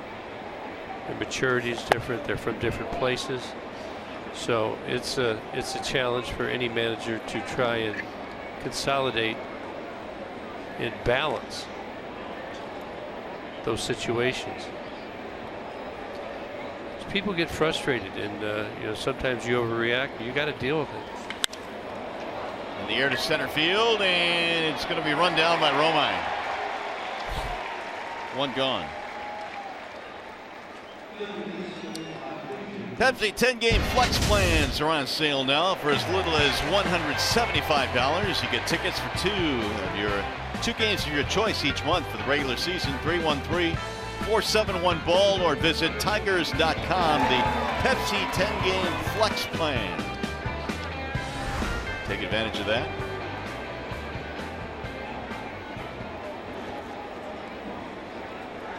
See how easily Romine got to that ball, man. He didn't look effortless. Yeah, that ball carried a little farther than Romy thought it was going to carry, but yeah, he takes good routes out there. It's kind of amazing since he plays so many positions that just the reads are so different everywhere in the diamond. 1-1 on Frazier. Single to drive in a run in his first at bat. He's 1 for 2. Doug Eddings, and those foul tips, he's one of the few umpires that zings it out there back to the pitcher pretty good. Most give it to the catcher to throw it back.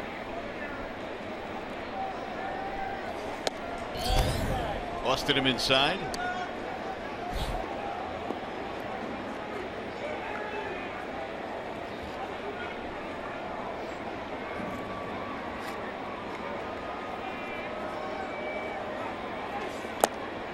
Fulmer gaining on 100 now. He's up to 98.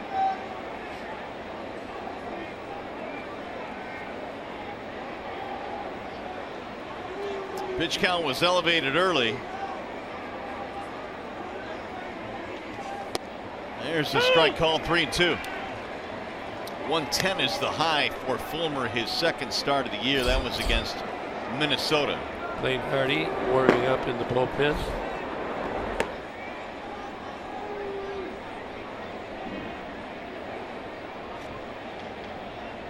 Here's the payoff pitch. And he just missed and walked him. 1 on, 1 out. There you see 100th century mark. 4th inning was his best. averaging about 20. Well, Fulmer had walked 3 or more in an outing just 2 times, both times against Cleveland. He's gonna watch Frazier. He'll run too. So you're right. He just doesn't walk too many. Sorry about interrupting you there, Mario. Oh, that's absolutely no problem. Apology accepted, I guess. It is.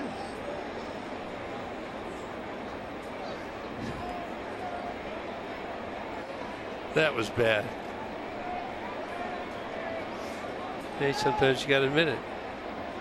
It was not bad. Stuff happens.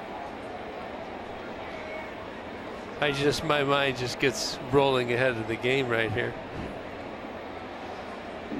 Frazier does have 2 steals and not been caught. Okay, okay, go. Here's Garcia. It's a 3-1 ball game. And 1 on and 1 out. Oh, look out, up and in, and he had to buckle out of the way. So give me a notice that your window's up, and you're dealing with the cold weather here today. You've got all of your books and papers. Got my TV tray here. That's because we need to be separated right now. They just slipped it in here. You know, it used to be just a piece of plywood. Now they've given you a little tablecloth there. You're moving up in the world. What do you got in these books here? What's all this stuff? Some numbers. Look at you. Well, I just have a couple of sheets of paper. A score sheet. See, all my stuff is on my handy. You have much more right experience. Here. I agree. It's nice and neat. So we're gonna have a little sleepover, and you can school me on how to be more efficient with my space. How's that? Sleepover? Yeah. I shudder at that thought. Campfire? Cold sweat. I'm breaking out in a cold sweat right now. Yeah, you really have to watch your pockets when we're sleeping out. Did you do that as a kid? No, I didn't do much of that. You never made a tent. Yeah, we did. So I'm not going to lie. We did. But I'm 54 years old right now. I'm not going to do sleepovers with anybody. I like it. But ain't happening. I'll change your mind. There'll be a benefit. Charitable thing. Cold sweat. Break it out. Cold sweat. Just thinking about it. 2 balls, 1 strike. I notice whenever you want me to get to do something that I don't want to do, you always say it's for charity. To kind of like talk me into this and make me do it. Well, we all are comfortable, right? You have a comfort zone. Sure. So to get uncomfortable and change your comfort zone is of value to anybody, right? Agreed. So that's all I'm trying to do is advance each of us. Oh, okay. And to do it for charity makes it even better. Advance each of us. 2-2 now on Garcia. So are you uncomfortable sleeping out under the stars, listening to the Coyotes? Very uncomfortable. On a full moon night. Yeah. Well, we'll work on that. Okay. You'll say, man, that was great. What are you uncomfortable doing? I'm comfortable being uncomfortable. How's that? Like, would you jump out of an airplane? Yes. Without a parachute? My arms would be shaking. Oh, that was cool. No. That would be a little too uncomfortable. Hey, you got to push your limits, Gibby. That ball drilled in the air toward left, but right at Upton, he'll make the catch. I think it would be unanimous that we would agree that that's too severe. Although there are some people who might want to see me do that. It's not going to happen.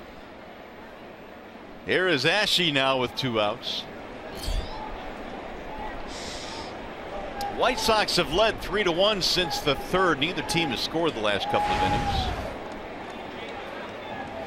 Fulmer now, what's he at? He's at 105, which is 5 shy of his season high. It's the last inning here for him? Yeah, absolutely. Probably last, I don't know if it might be the last hitter.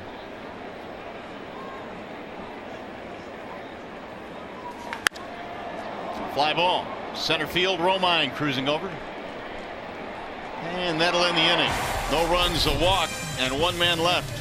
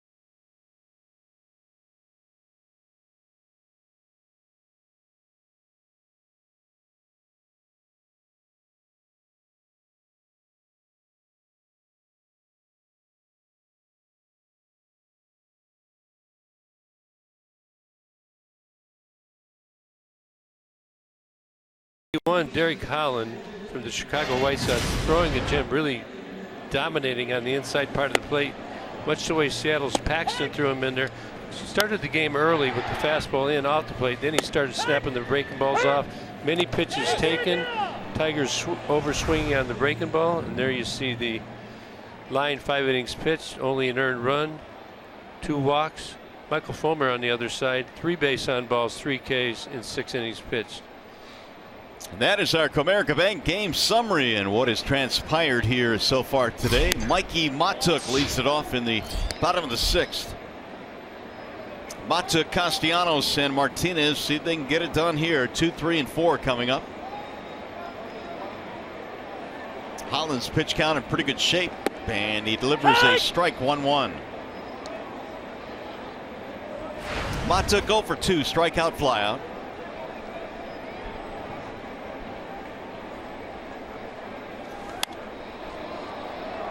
One and 2. Need runners. Need to get that tying run to the plate. So obviously we need a runner. Tigers down 2. You know, the Tigers have been shut down. They've seen some good pitching. Holland throwing a great game today. Paxton for Seattle was dominant.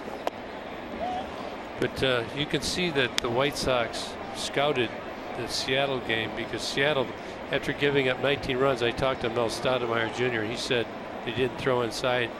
They did the last 2 games and shut them down, and they've seen nothing but now. And ball hit toward left center field, and it's going to get down to the wall. Matuk is on his way to second. He'll stop there. Leadoff double.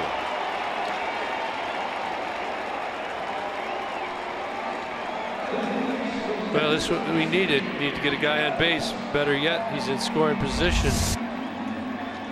Again, they've been trying to pound him up and in. Gets a little bit of plate, and Matuk has made an adjustment. Pulled his hands in. He's seen him a couple of times, a couple of bats. Gets the barrel on the ball all the way out to the wall. Smart play by holding up at second. Looked like he could make it, but did not want the chance making an out, trailing by 2 runs here in the 6th. Tigers get another extra base hit. A double by Matuk. Kinsler had a triple earlier in the game. Castellanos fouls it back. Here's Chevrolet's most dependable player. And Castellanos leads MLB with the 56.5% hard hit rate. So even though you see the league average is 31.4, so they characterize the ball soft hit, hard hit, medium hit. He's hit the ball hard, but has not got many hits, basically, because his average is 231 coming into the game. So the hard hit percentage way up. Not as good as of late, but overall very good in that department this whole year. Nick, a walk and a ground out in this game. Picked a stick. I took him 4 days in a row, so we've been rocky, but I've stuck with it. You feeling it right here? Yes. Busted him inside again, and the count goes 2-1. Holland now up to 83 total pitches. You always try to hang in there when the guy's throwing the gym against you. Hope that you can get him as he tires. Here's the 2-1. Nick didn't like it.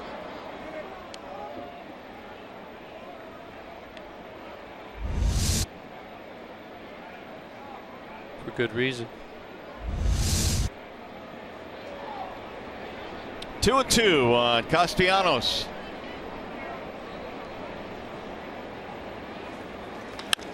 Bouncer back up the middle. Anderson cuts it off, spins, and throws him out. Nick says, look at it. I don't know how this is going to go, but that was great play by Anderson. Yeah, it was. It looked like Nick chopped his steps there. It looked like he might have been out.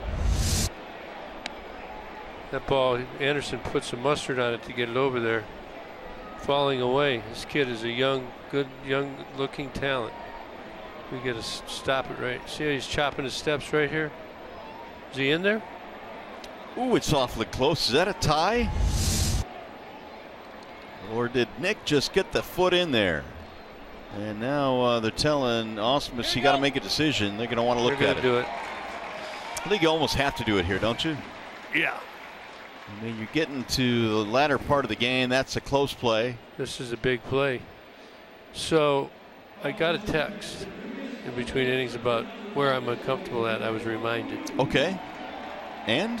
At the mall. Really? Do you ever shop with your wife? I do. If your back get tired, like sore from walking around those marble floors or whatever? Yeah. Let's take a look right here. It looks to me like he's safe. It's going to be a big play here. It's got to be in the glove. He's clearly on the base.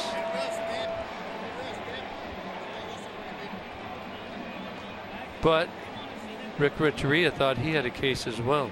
Yeah, good point. Now, again, the call on the field is out, so that factors into it. But it has to be overwhelming evidence to overturn it. This would give the Tigers runners at first and third, nobody out. Take a look at another angle here. See, it disappears, but it's supposed to be clear. You can look at the glove. When the glove goes, his foot is already on that base before the glove goes. Look at Nick's making the call right there. You're the runner, you can tell because you can feel and hear as well. That's on the base. Should be safe.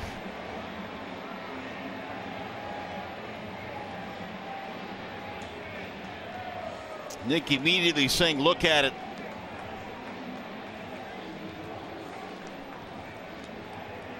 They're tough reviews for New York to make sure they make the right call on.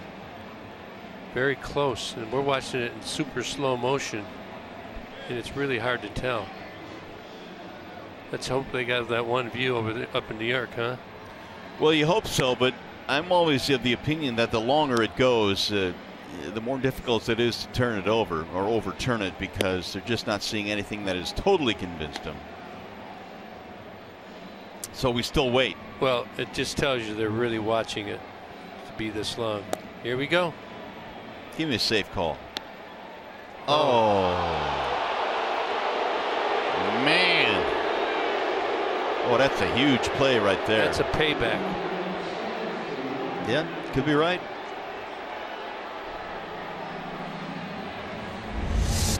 I mean, this clearly looks like, look, stop it. Right, he's in there. The ball is, he's on the bag. That's the way it works. So the White Sox win that one. And now with the runner at third and one out, that changes the look of the inning dramatically. Tell you what, that's really hard as a manager and as a player to keep. You're cool? Yeah, because it's very frustrating. You know, they're grinding. They're trying to get back in this game and win it. Now Victor.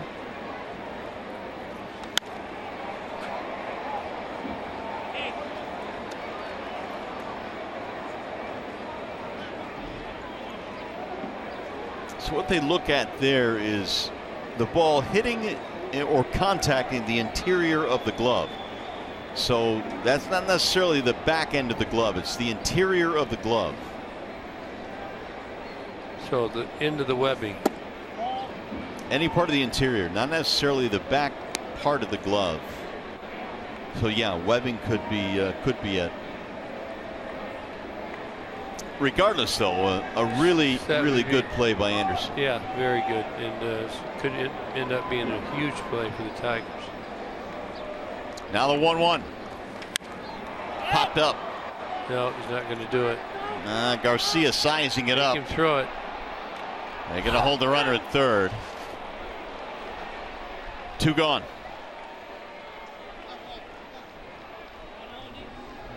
So now Holland a chance to get out of the jam here. Victor unable to get the run in from third with less than 2 outs. Leave it up to J-Up. Let's go, J-Up. Strikeout walk in this game for Upton.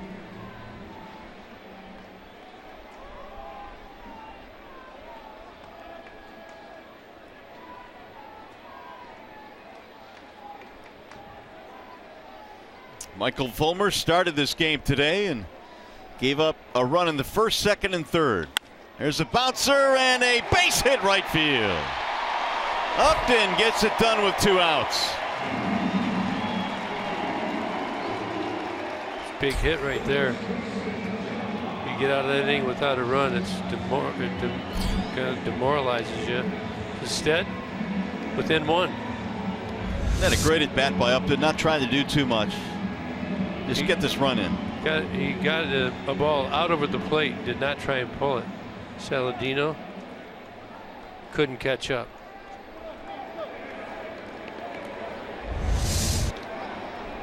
Here's John Hicks with 2 outs, tying run on now, 3-2. Tigers have out hit the White Sox 5-4 today. Upton stole a bag, and the last time he was on in the 4th inning.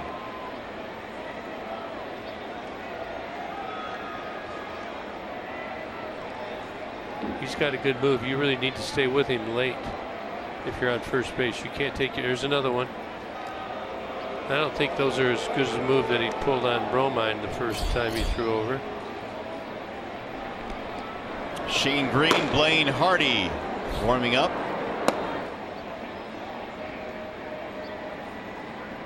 Stay with this shot right here. That's a good one. Now, if you're a base stealer, you're thinking, okay, he's thrown over 3 times. Can I go? If I was Chicago, I'd throw over there 2 more times.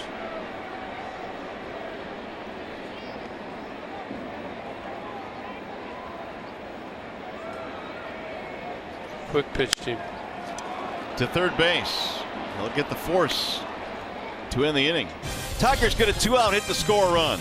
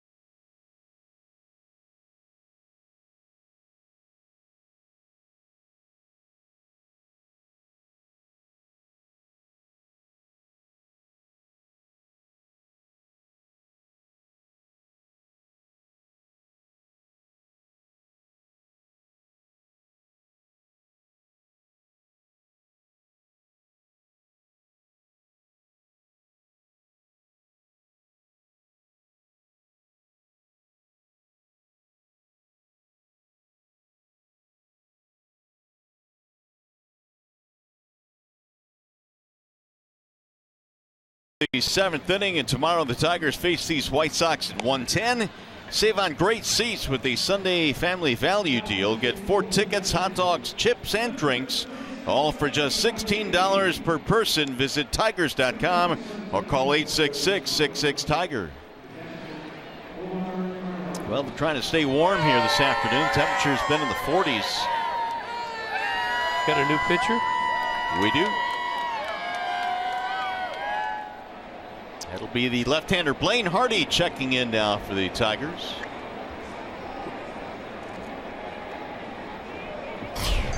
Narvaez leads it off, and he looks at a strike. Got a wall side windows pitching change. Blaine Hardy coming in his 5th game. Chance to get a win today. ERA at 2.45. Bouncer to third. Castellanos flags it. 1 gone. Nick's 3 for 3 today with the leather. Had him played on the grass there and had him played nicely.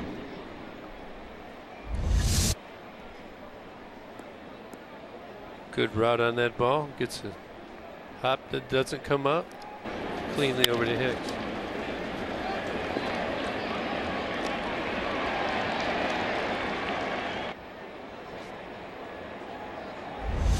Now Leury Garcia.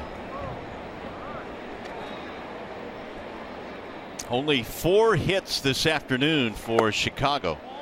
They've made him count, though. Abreu with a home run, Frazier an RBI single. Garcia knocked it in with a sac fly.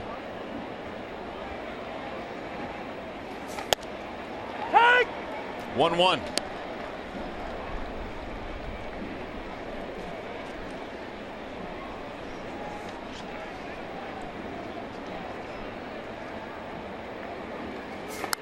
Popped up a bunt, foul. Well, he was almost out of the box when he bunted at that. Trying to push it down towards first base. Get it by the lefty Hardy. And beat him to the bag. It's good. It's a good idea if you can get it by him.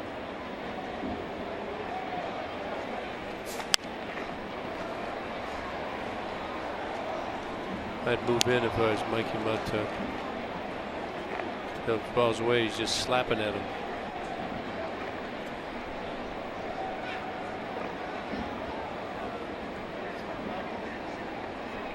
Hardy in the 7th for Fulmer, who went 6.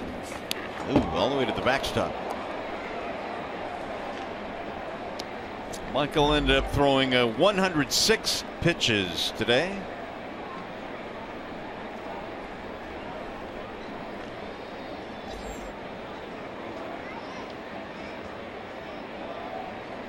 Here's the 2-2 swing and a miss. Down he goes. Ball's got good movement on it. Change up. He got good movement at the end. There you can see he's going to turn it over. Down and away. 2 down.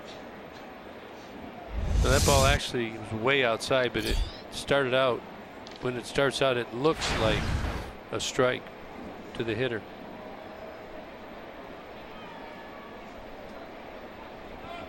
Walk hit by pitch for Saladino. Up and in.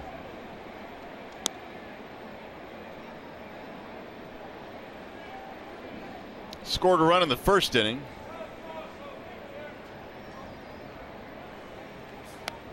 Checked it foul. 1 ball, 1 strike.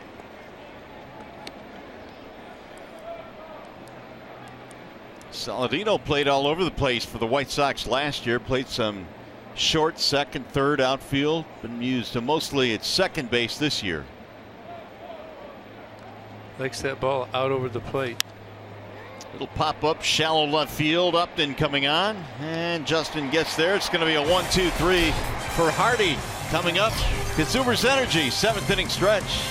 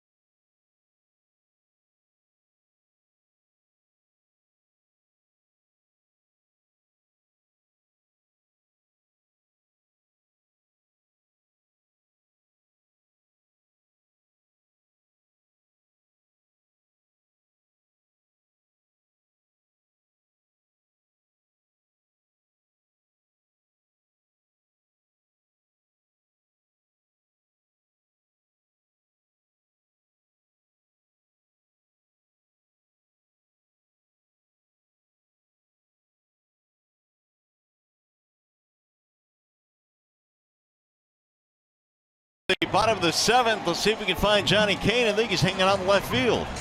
Yeah, we made our way out here, Mario. You know, today is part of the Tigers Alumni Saturdays, and today Ramon Santiago came back and actually had an opportunity to come out and throw out the first pitch. Looked pretty good out there. You know, he's 37 years old, played winter ball, as he told us during Tigers Live pregame. He stopped by, talked with John Keating and Rod Allen. Says lives in Miami, but still considers Detroit his second home. Certainly loves Jim Leland for the second chance opportunity he gave him. And you're going to like this, Mario. Says he still has a T-shirt at home that reads, "Sneaky Power." Nice. Yeah, dropped sneaky on him when he hit a couple of home runs in his career here. And he was one of those guys that would get you every now and then. Yeah, he was a little guy, but he has good, strong hands. And him and Omar Infante came up together. Both those little youngsters had sneaky power. McCann flies one in the air toward right. Garcia coming over. James out, one gone. You know, Holland continues to pound the Tigers inside. And the Tigers' approach, many of them, is to use the middle of the field. So they're trying to stay within themselves, and Holland wants to make sure that he gets it in there. He's just not made enough mistakes out over the plate for the Tigers to put a big inning together. Well, here is Romine, a single, and 2 at bats for Andrew. Swing and a miss.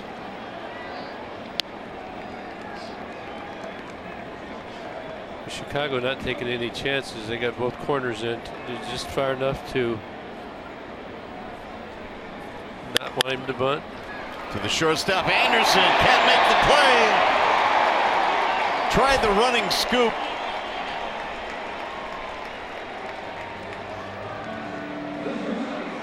Tying run on. I think he took his eye off this. Look at his head right here.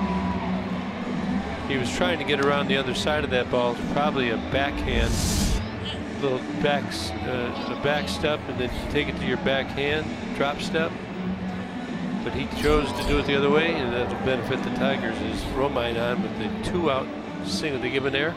They give an error, and it'll be a wall side windows pitching change. Swarzak coming on. We'll be back.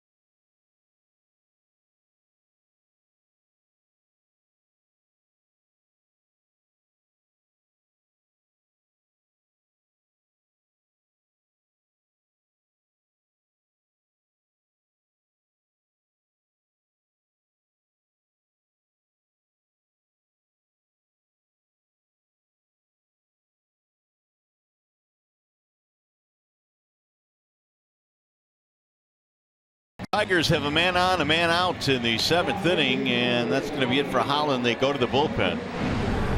Swarzak, a couple of innings yesterday, no runs, 2 strikeouts. He's throwing the ball well.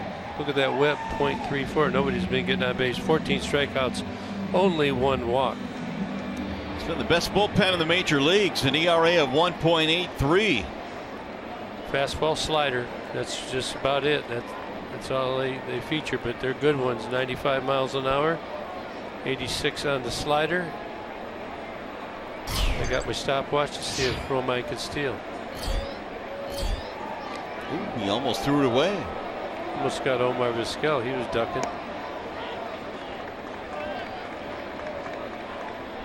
Swarzak appeared in the ball game last night and faced 6 batters, retired all 6 of them. A couple of strikeouts. Iglesias, the batter, 0 for 2. That's the hold and step off move. That's part of a sequence that pitchers use to hold runners to first base.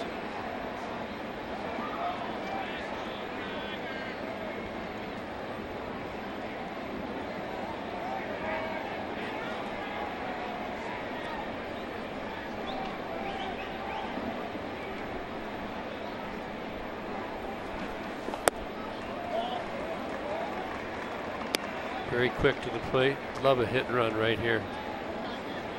Challenge. Challenge Iglesias to put the ball on the ground. Jay Willie's warming up in the pen. Swarzak, Jones, and Canely combined to shut the door last night. See, he's going. He wants the signs again. That's. And they might have had one on there, and Iglesias might have not trusted it.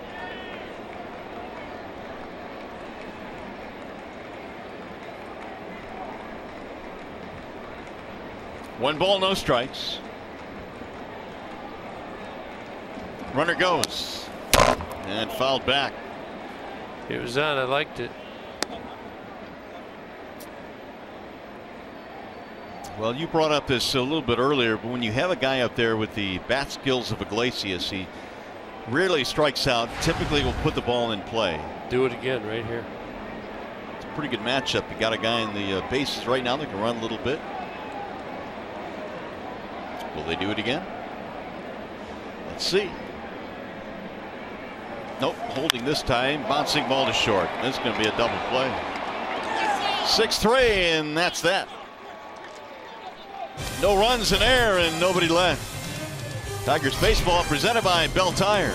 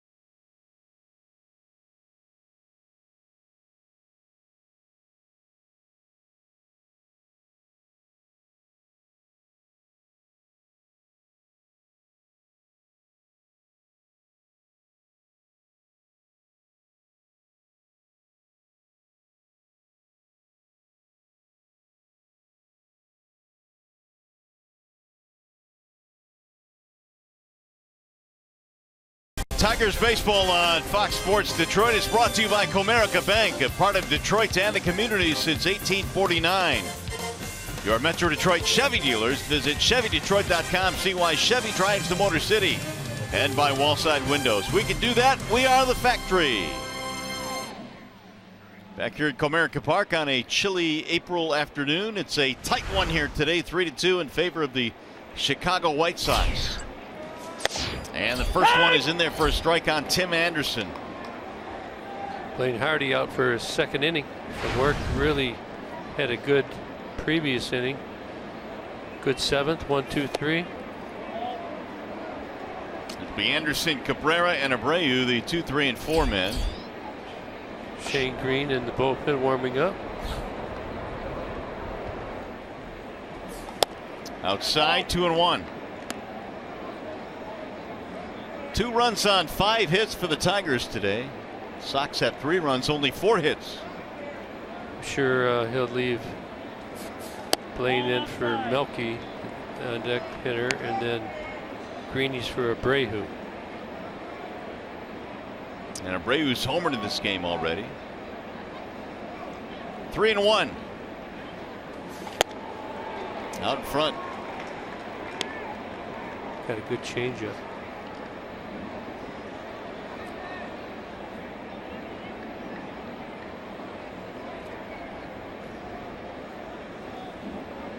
Now the 3-2.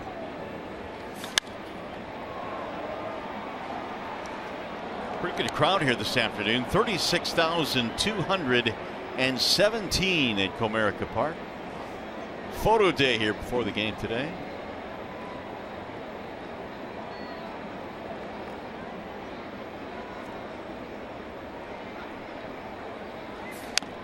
Rolled foul again.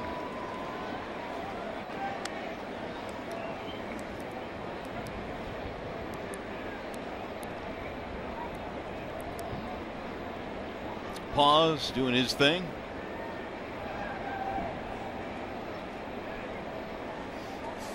Swing and a miss. Sanderson is out of there. Nice changeup again. Let's see if we can find Johnny Kane.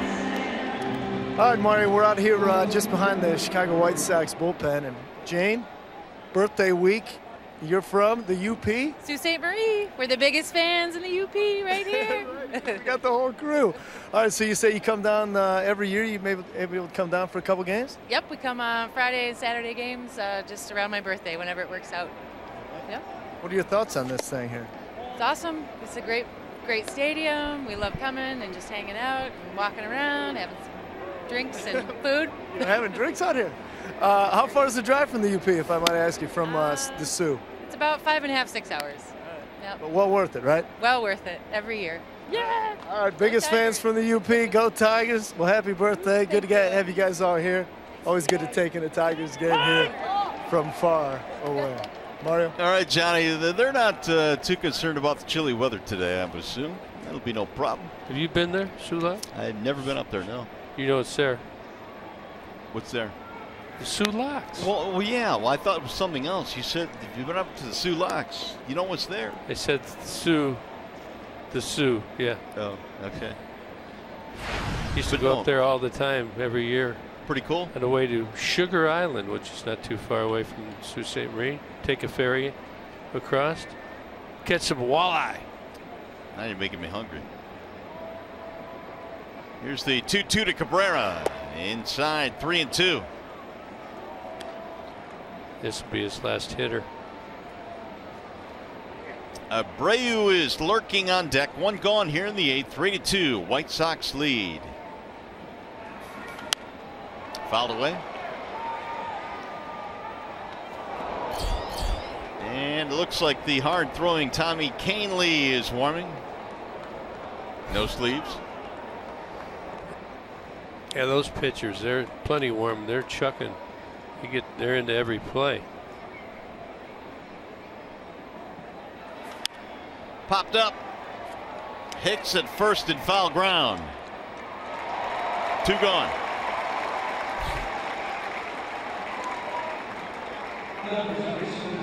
Now Abreu.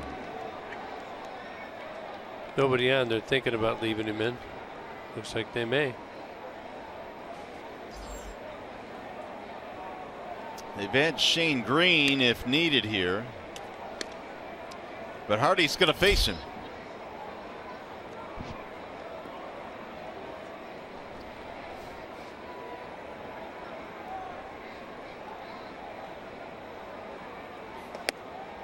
Ball 1 high to Abreu. Homered in the 3rd, his first home run of the season. And he had gone 32 consecutive games without a homer. 1-1.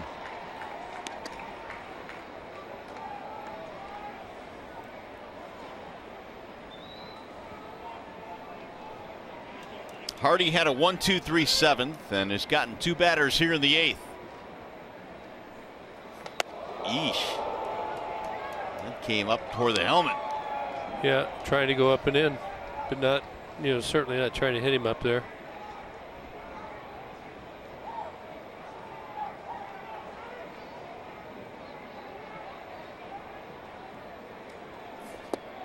Two and 2. Blaine trying to go 6 up, 6 down.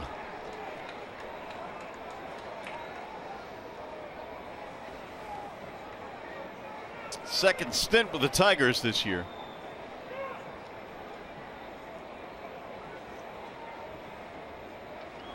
Now Abreu steps out.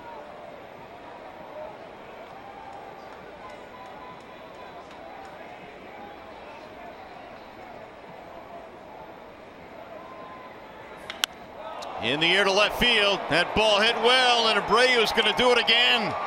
He has homered over the bullpen in left, his second home run of the game. 4-2 Chicago.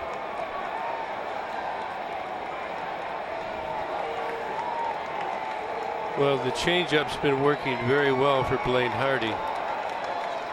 But this one here, Abreu stayed back. He'd seen enough of him. Got that quick bat and he knew it right away. Down and away, you'd think that'd be a good pitch, but this Abreu kid, he owned the Tigers. That'll be it for Hardy. The Tigers will be going back to the bullpen now. Second homer of the game for Abreu. Wall-side windows pitching change. We'll return.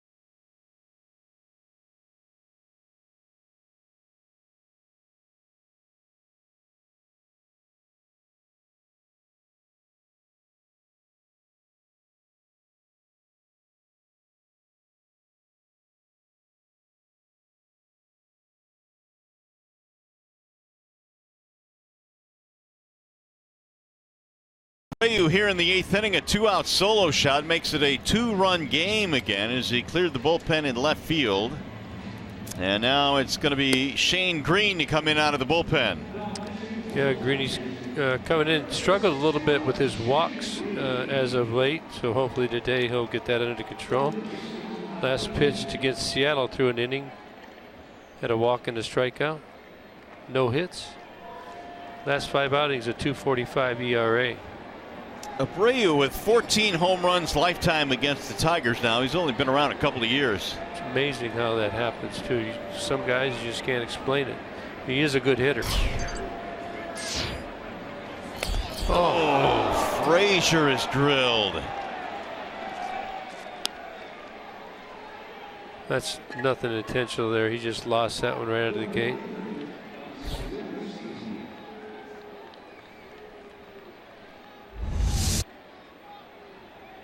Ball just totally came out 94 miles an hour right there in the hip flexor. Hip check. Did that get part belt? Might have. Watch Frazier here. He might try and make it a double.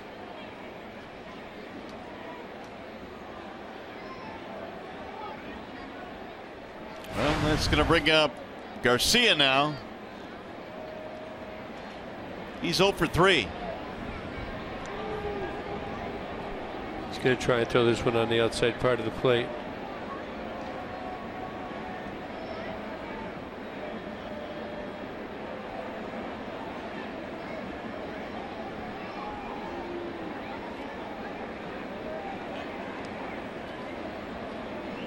Frazier not only hit a lot of home runs last year, but he led their team in stolen bases. So he can do it. He can do it.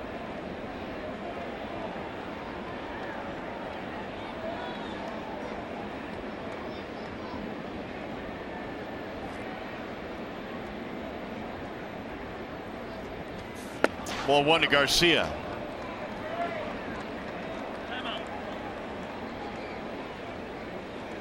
Fly out, ground out, fly out for the former Tiger. Hardy came on in the 7th, got a 1-2-3, and then got a couple of outs here in the 8th before Abreu homer to the left. You watch Todd Frazier, he'll stand real close and he'll get a walking lead. Sometimes he did it last time, and then after a couple times he will just go.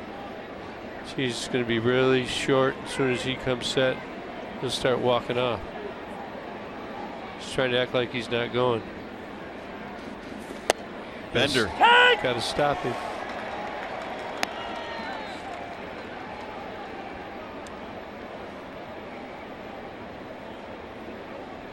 $15 steals last year for Frazier. He has stolen as many as 20 in a campaign.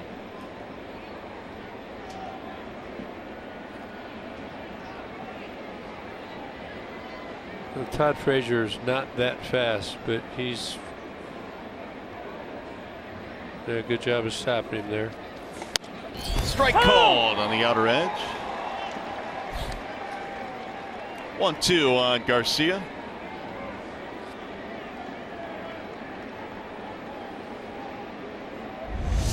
Take a look at the last pitch location right there in the corner. 96, little tail. 1-2.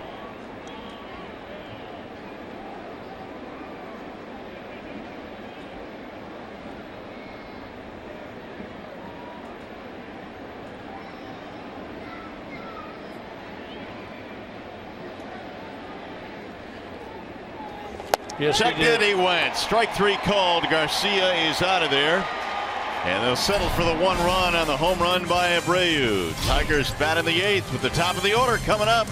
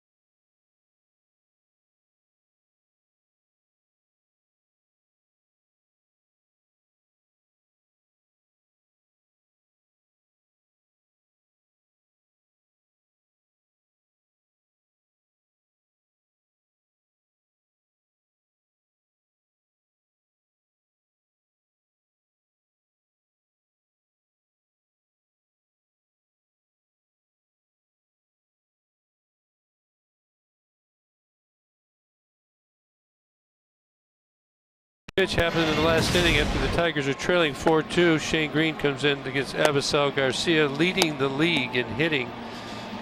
Nice action. He's got the slider right there, and after throwing a couple of those two-seam swing backers, Down he goes.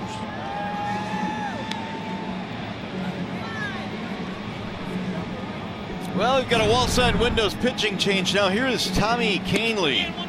Yeah, he pitched last night too. Threw an inning, had a strikeout. 9 games. Look at the whips on these guys. They're not letting anybody on base. 1 walk and 16 strikeouts. So Swarzak, Kahnle, Jones, all the 3 back-end guys. We haven't even seen Robertson yet. But you got to take advantage of your opportunities. Last inning, an error by the Chicago White Sox, and unfortunately, Iglesias bounced into a double play to end the inning. Well, we have the top of the lineup coming up here in the bottom of the 8th. Time to get the bats going here. Down 4-2. It'll be Kinsler, who has tripled and scored. He's 1 for 3.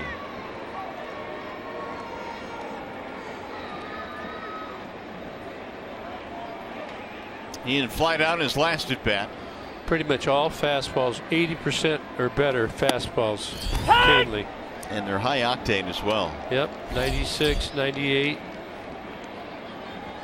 Tyler Collins is now moved to the on deck circle with the righty out there.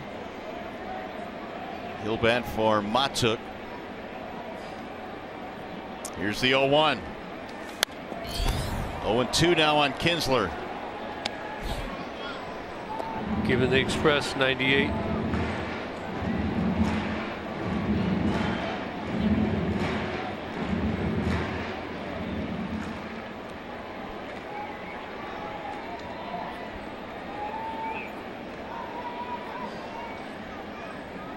Here's the 0-2.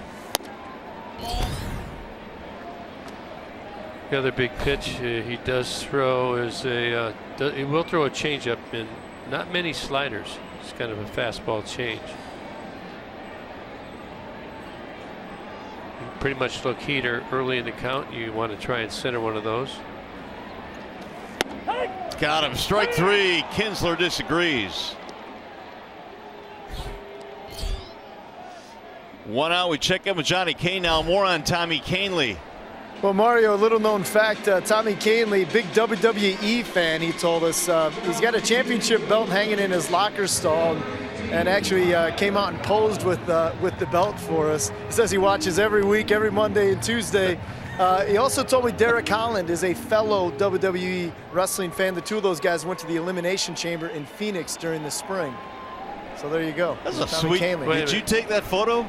I took that photo. Nice. Is that fixed or is that real? I mean, I missed a legitimate question. Is it? About wrestling? You mean WWE?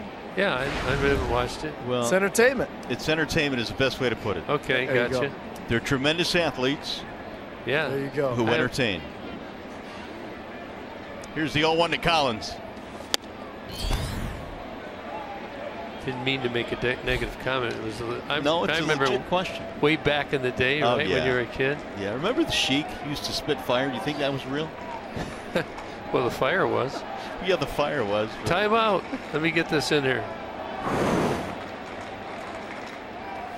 Collins backs out of there as that ball skips to the backstop.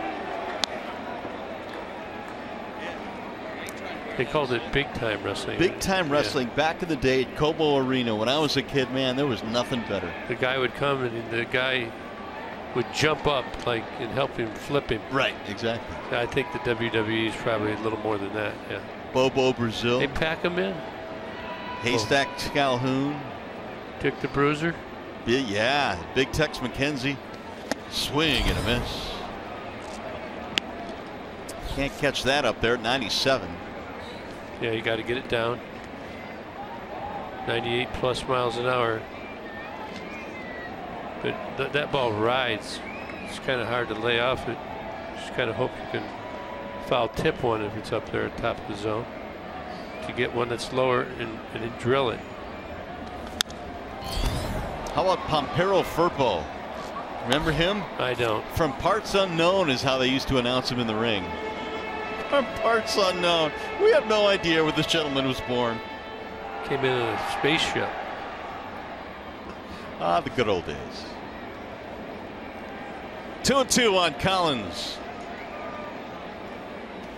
Ooh, swing and a miss out in front. Change up. Man. Get 98, then you get that. It's tough.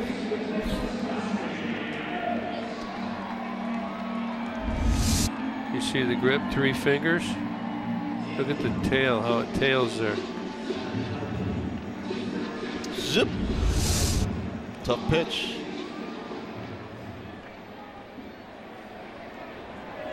Come on, Nicholas. Need a runner. V-Mart goes deep. Nick hit that ground ball his last time. It looked like he beat it out, but they called him out. Even after the replay, there's a strike call. Nick, crooked look for Doug Eddings.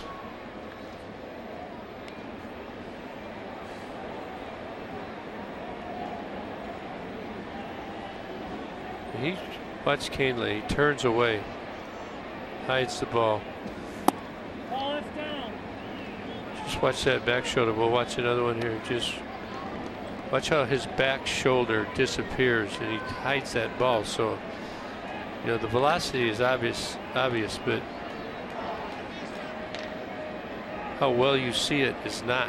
Try and get in there so you can take a look. Watch his back shoulder, how it disappears, and the ball with it right there.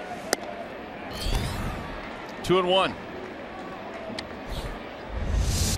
Take a look. Gets up, balance point over the mound, closes off. Look how quickly, that's slow motion. Look how quickly that comes around.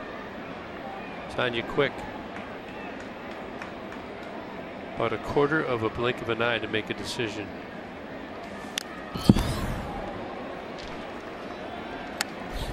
Well, when you put it that way, that's an eternity.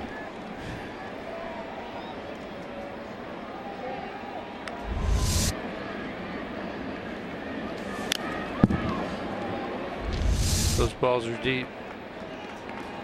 Now you got to watch out with the slider and the change. V-Mart hoping he gets on. Nick in battle mode right now. Fouls that 97-mile-an-hour heater back to the screen. There's their closer, Robertson. Take a look at Nick. Now he's just trying to survive. Watch this side. Watch him pull his hands in. The ball's inside. He's trying to get that bat on the ball. Stay alive. Hopefully he hangs one. That he gets one that he can reach. Swing and a miss. There's the changeup. Disappeared. Wow. So Canely comes on and strikes out the side.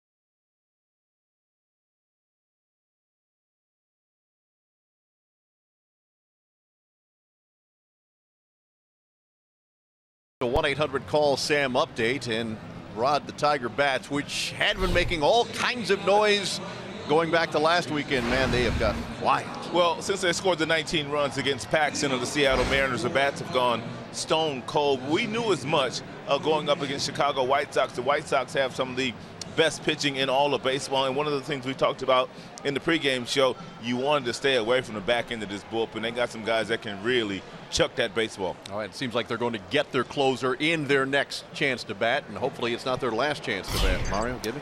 All right, gents, thank you. We go to the 9th inning, and the Tigers down by a pair of runs here. Shane Green goes back to work, and Cody Ashe looks at a strike. David Robertson, their closer, will be coming on, and he's maybe the one guy they can get to. They haven't been able to touch Jones and Canely, or Swarzak for that matter. Yeah, he's like 92 miles an hour. Throws a lot of curveball. He got a good one. He's got that cutter that he learned over there in New York. Collins stays to the game. He'll play right field. Ashe a single, strikeout, and a flyout. He's also scored a run.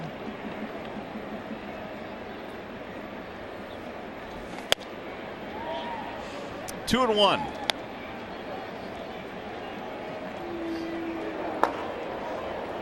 There he is. Tigers just got to hold the White Sox at bay right now. Get to David Robertson. Shallow right field. Collins comes on to make the catch. Here's the upcoming matchup presented by Wallside Windows. Miguel Gonzalez has been throwing some pretty good baseball this year. He's going to face Jordan Zimmerman. Yeah, he really has been throwing. You see, he's 3-0. Jordan Zimmerman actually threw a pretty good game last game. He wasn't happy with it, but he's healthy. And we all know he's had great success so far in his career. So he'd be looking for a win tomorrow for the Tigers. Narvaez. Strike one.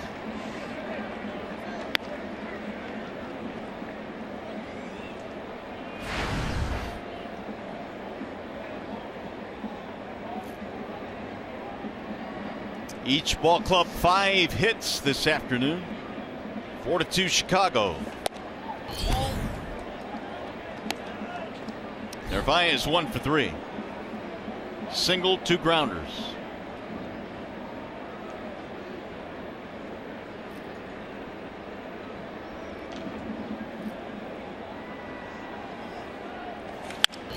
Soft line drive, going to drop into left field. Upton's going to have to get there quickly. Narvaez is thinking about it, but he'll wisely go back. Good play by Jay Up to hold him to a single right off the end of the bat. That's what we need with a couple guys on. Score 2 on one of those this next inning. Got to get the double play here, get out of this inning, keep him at bay. Leury Garcia knocked in a run early in this game. A sac fly off Fulmer back in the second. The Sox got 3 against Fulmer, 1 in the first, 1 in the second, 1 in the third.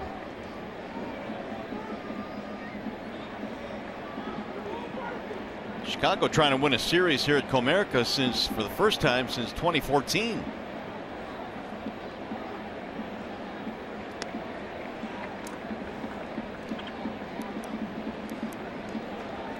Green replaced Hardy. Hardy gave up the home run with 2 outs in the 8th to Abreu.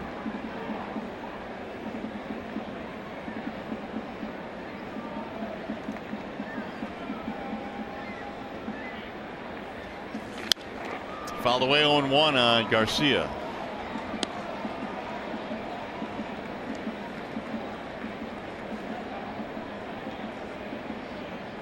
Narvaez, no steals so far this year.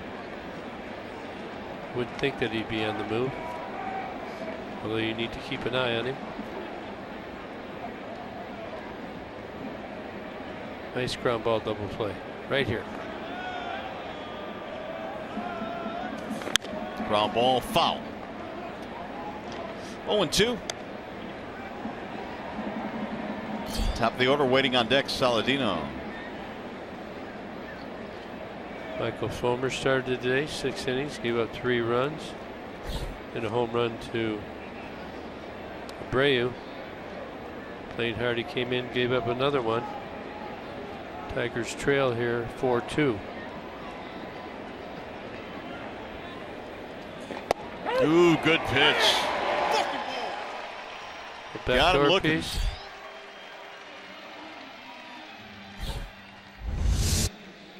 See, you got the breaking ball there. Came a long way. James brought it down. Watch his glove. Watch him bring it down. Sold it. I hope they don't ever put replay on balls and strikes. I don't think they will. I hope not. That would really A, bog down the game, and B, take the human element of the home plate umpire out of the game. But you know, that's what McCann just did right there. To me, is part of the game. Agreed. It's a nuance of the game. But it's something else that if you're good at it, it help your team win. Robertson going to face Martinez, Upton, and Hicks, the 3 scheduled batters. The 0-1. 0-2 now on Saladino.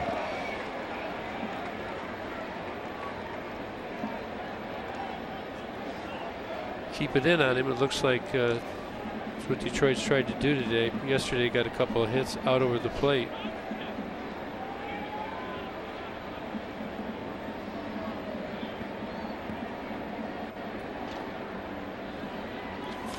Ground ball, base hit, right field. Narvaez will go to second and stop there. That'll keep the inning going. Well, he got another ball out over the plate, just went that way. 2 on, 2 out. He's going to bring up Anderson.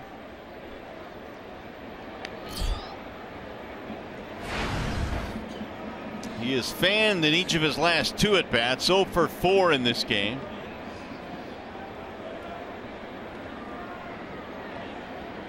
Seven hits now for Chicago.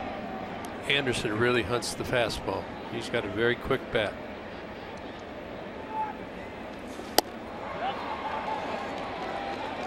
Didn't get one there. 0-1. Nope. Probably going to see another one of those. Only fastball I'd give him is a waste pitch.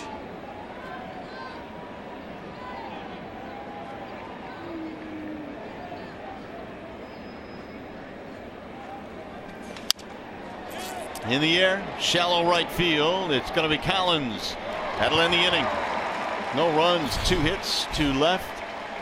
David Robertson coming on, their closer, and he'll face Victor Martinez to get things started for the Tigers.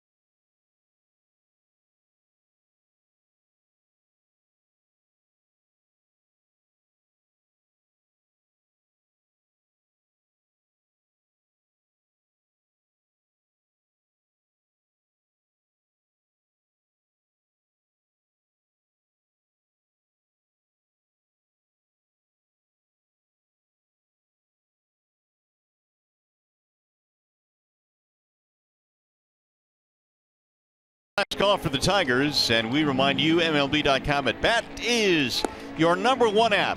Mobile app for live Tigers baseball. Stay connected. A fully customizable experience. Get Tigers home screen icons, app features, as well as game day, live game video highlights, radio broadcast, adcast, and more.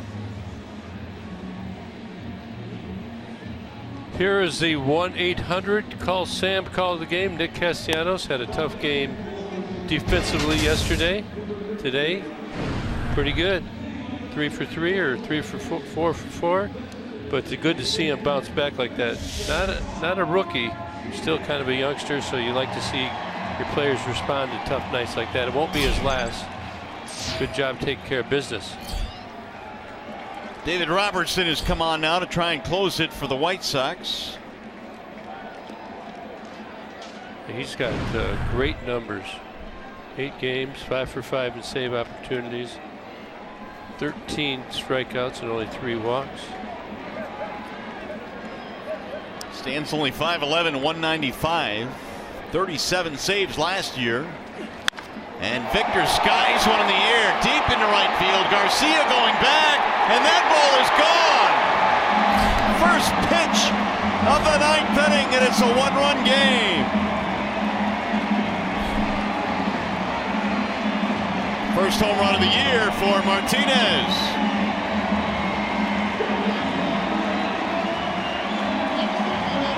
Well, Victor almost looked like he was sitting on this curveball, but he didn't do a lot. He crushed it.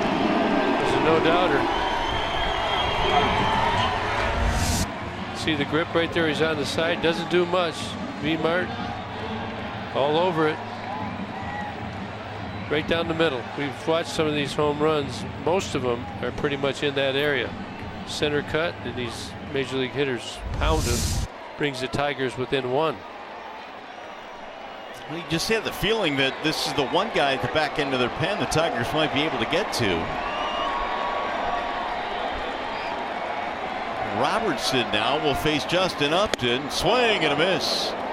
The Tigers hit a couple of home runs in the 9th inning of a game last year against Robertson.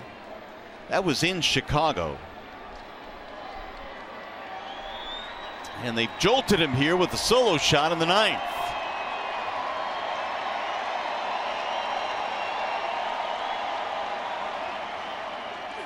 Upton fouls it back, now 0-2. Tigers had not hit a home run in the last 3 games after hitting one in 18 of the first 19.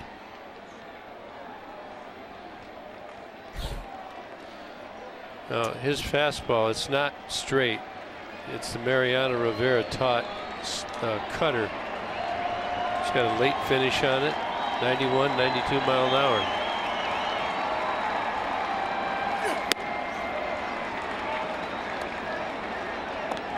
One and 2 on Upton. Still looks pretty firm. That home run has given the crowd some life. Yeah, got a couple strikes out. You don't want to overswing. Just try and get on base.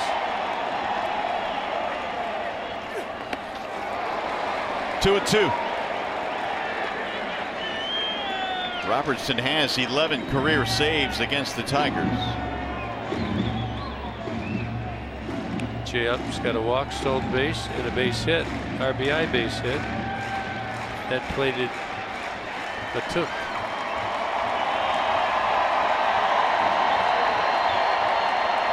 This crowd's woken up. Way outside, 3-2 now on Upton. Cutter right there.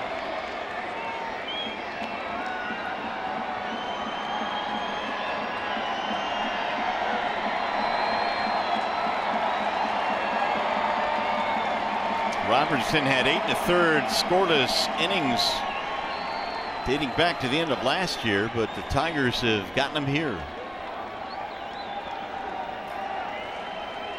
Now the 3-2. Got him, strike 3. Upton is caught looking. And Jay Up, not so sure. Totally missed his target right there. They're trying to go down and away. Look at this ball come out. Backed right up. Just look where the glove is. And he misses that target. Jay Up just totally surprised. Down in strikes. You don't usually get the call when you totally miss your target like that, do you? You know, but that was a strike. Doug Eddings made the proper call. Yeah, if you watch umpires, Doug Eddings is very steady behind the plate. You watch his head, how much they duck. They blink, they flinch at the end. He's right on it. I've been watching him all game. He doesn't move. Hit hard toward left field. That ball is going to get down. It'll go to the wall. Hicks on his way to second. He's in with a double. Got to go pinch runner here.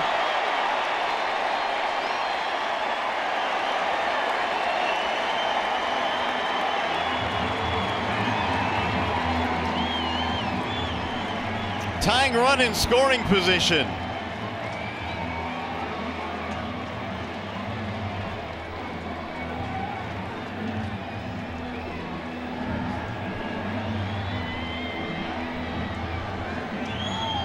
Alex Avila will pinch hit for McCann. It brings up the confrontation between college teammates at the University of Alabama. And now the crowd really alive with Hicks at second.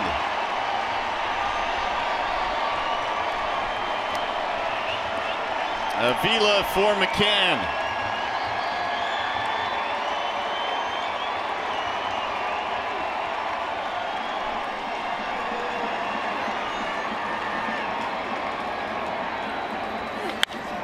Right into right field, a base hit. Here comes Hicks rounding third. He's coming around, and he scores! Avila has tied the game!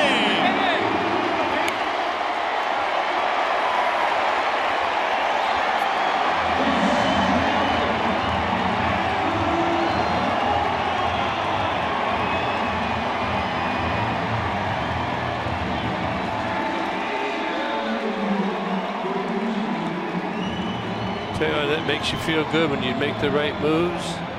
Alex comes in for the pinch hit. It pays off against the closer. A blown save for Robertson. Avila clutch pinch hit single to tie the game. Now the winning run is at first base. Ducey has come on a pinch run. So Ducey's going to go to the outfield. Romine's probably going to come to first. Hicks is going to go catch. There's the ball low.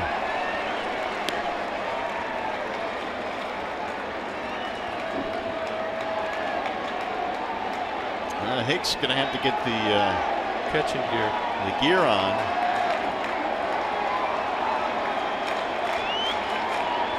Still only one out. High fly ball, shallow center. Garcia, and two gone. Well, Alex comes up, jumps him first pitch.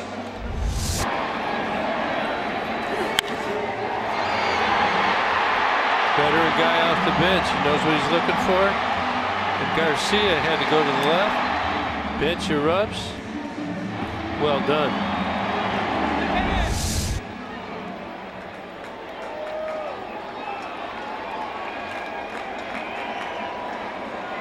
Tigers get to the White Sox closer. They still have the winning run at first. Here is Iglesias.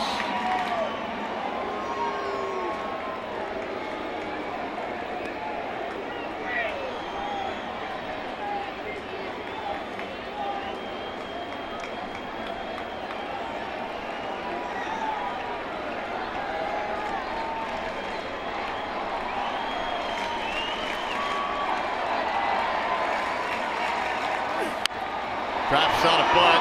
They're going to let it roll foul. I think Frazier could have picked it up and had him.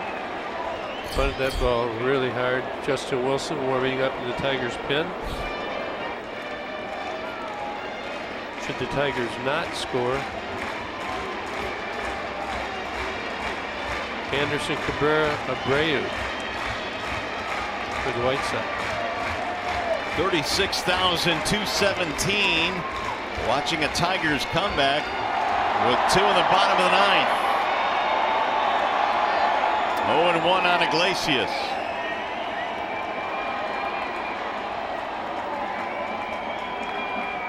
Again, he drops down a bunt. Frazier charging, barehanding, and he throws him out. Great play by Frazier to end the inning. However, the Tigers able to tie it up. Martinez homer, clutch RBI single by Avila off the bench.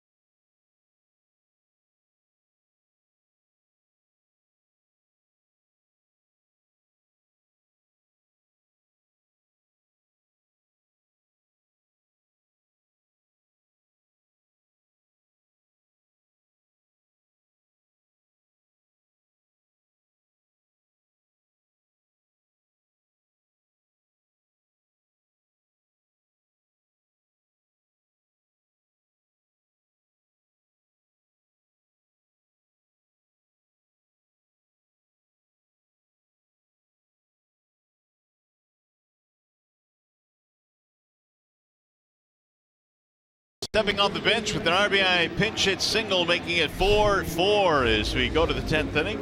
And Tigers fans, if you can't catch the games on TV, you can stream them live on your mobile device with Fox Sports Go. Download the app, take Fox Sports Detroit and Tigers baseball with you wherever you go.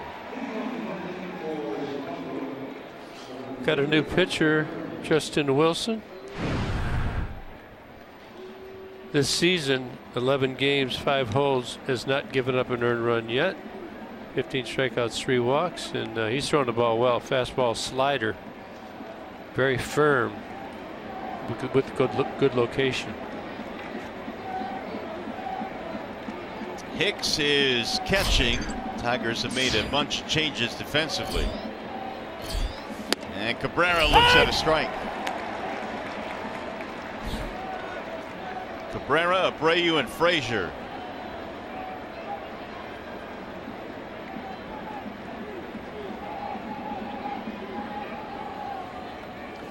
Way outside, 1 ball and 1 strike.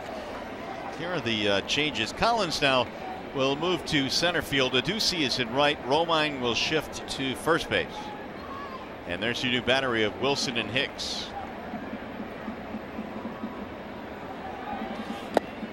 Tigers have 1 player, Machado, left on the bench. Only. 4-4 game in the 10th.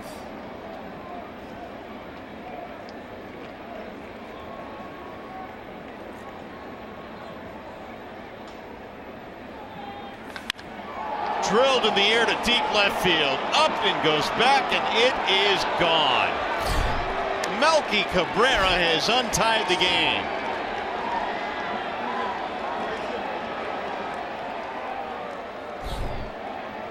Sixth home run in the series for Chicago.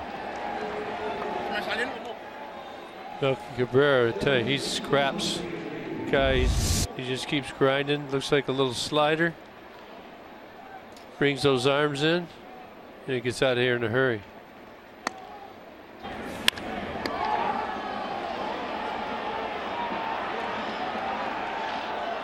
That quieted the crowd down quickly. And here's Abreu. He's got 2 homers in this game, both solo shots. It did quiet down the crowd, to be sure. 3 homers last night, 3 homers today for Chicago. And Abreu looks at a ball outside.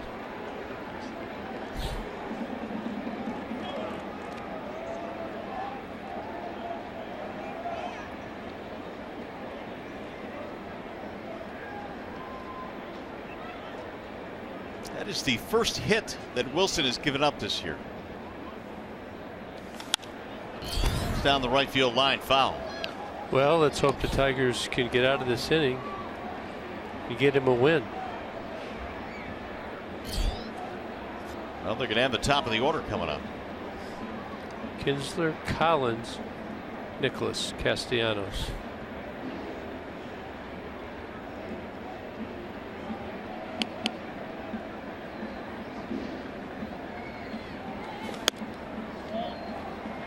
Three balls, 1 strike. Doesn't look like Justin's got that good slider today like he's had in the past. Michael Enoa warming up. We'll get him. 3-2.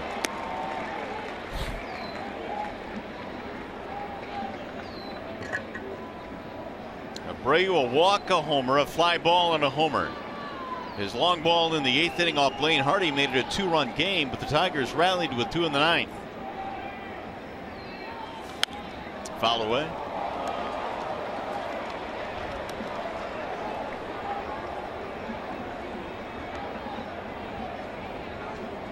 Hard slider right there.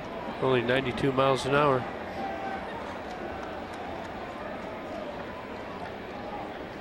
Want to keep that way away, that hard fastball away from Abreu, or crowd him tight. Walked him. First 2 men reach here in the 10th. just missed down and in. They wanted it in. See Hicks up in the inside part of the plate. Foxtrack says it was there. It was close. Abreu is going to be lifted now for a pinch runner. Sanchez.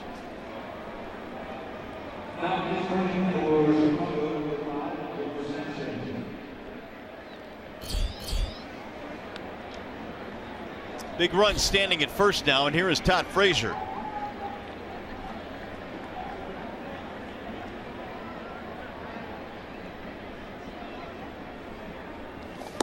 Strike called on Frazier.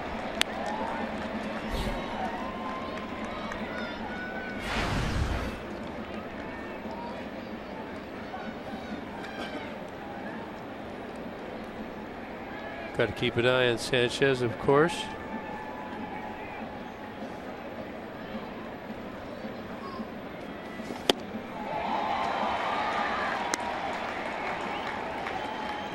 Got a slider right there, 84 miles an hour. Haven't seen anything as firm as Justin's been featuring so far this year.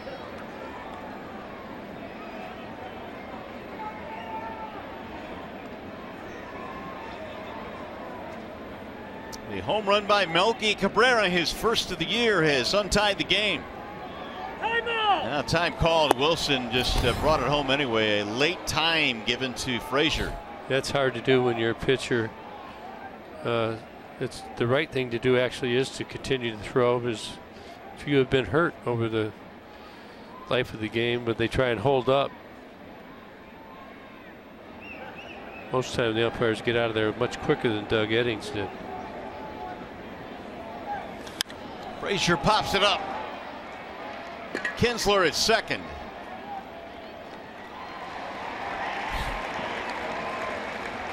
One out. Now Garcia.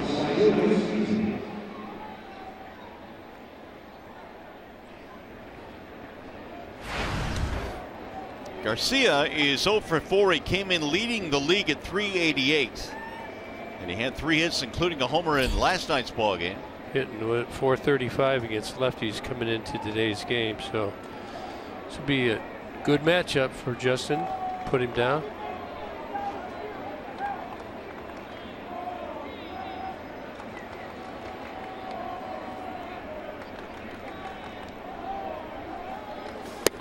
Strike one in the outer edge, and Garcia is the latest to argue with Doug Eddings, or at least give him a crooked look. Looked like that ball had a little tail on it. Maybe tailed off the outside corner a little bit. Yep. Looked like it. We'll take it. Matt Davison on deck. Looks like he's going to bat for Cody Ash.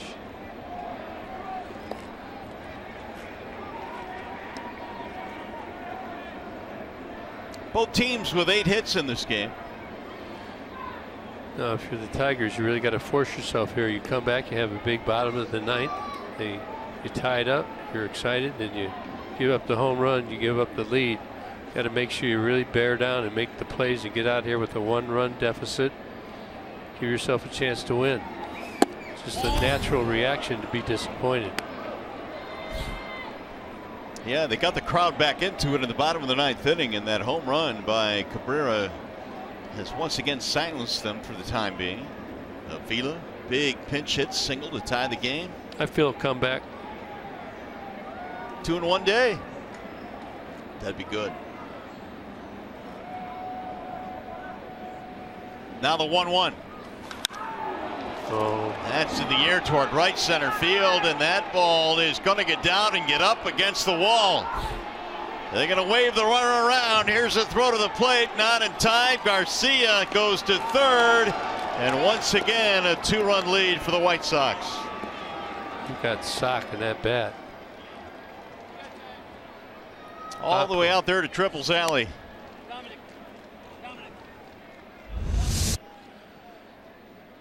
See another slider. Stays back good on 86, but it's got the heart of the plate. Out there, the deepest part of the park. That guy runs good. He got pop. Tigers now find themselves down now 6-4. Now they're going to bring the infield in with the man at third and 1 out. And Davidson is up there. Pinch hitting for Ashe. Strike call.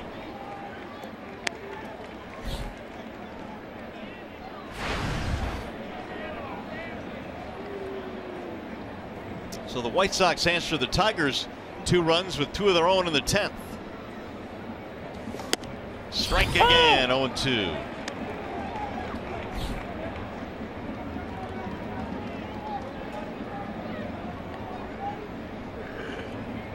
That is the 9th hit of the game for Chicago. Fouled back, got a piece of it.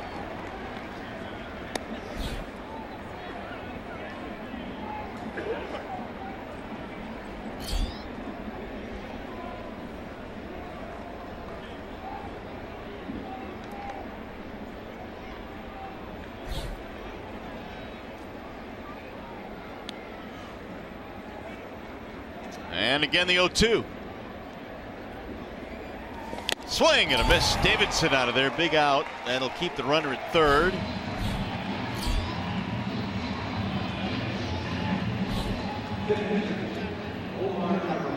Now Narvaez will step in. Narvaez had a single in his last at bat. White Sox today have hit 3 homers and a triple. They've had 4 extra base hits out of their 9. And Narvaez has 2 singles. Infield back now with 2 outs. Ball 1.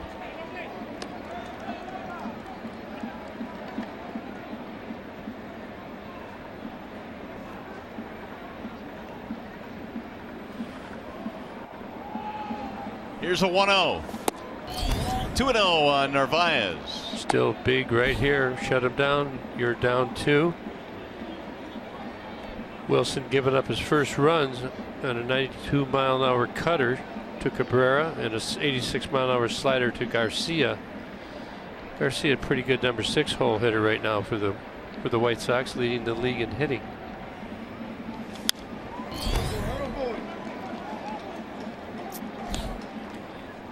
Seemed like he might have got away from his heater a little bit.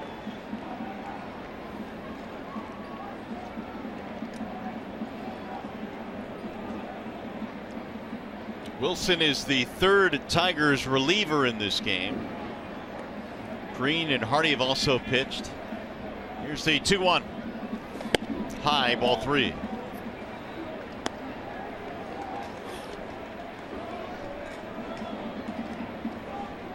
Justin Wilson at 25 pitches here. I'm not sure I'd leave him in after this hitter. Want him available for tomorrow. 3-2. He's already given up the lead.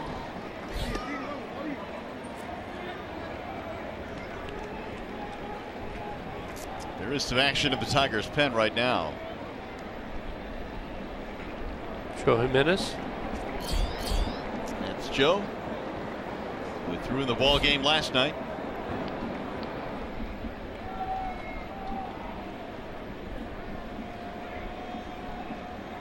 Now the 3-2. Swing and a miss, and that'll end the inning. 2 runs in for the White Sox. Tigers need another rally here in the bottom of the 10th. Ian Kinsler will start things off for the Tigers.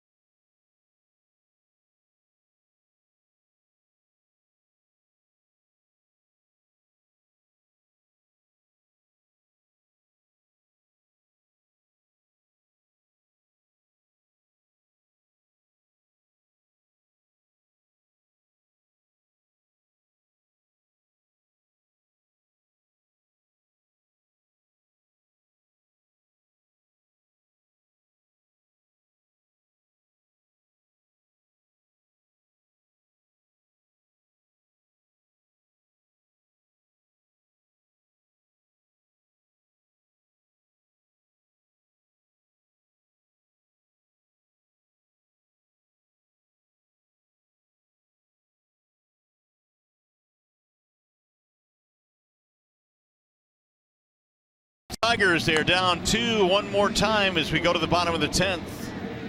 However, they have the top of the lineup coming up.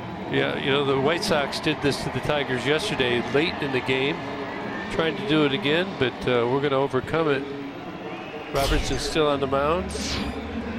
Had a rocky ninth inning. Tigers scored 2 off of him. Looking to put a couple more, like say 3 more on it. Nice. Rally caps are in effect. Kinsler is 1 for 4.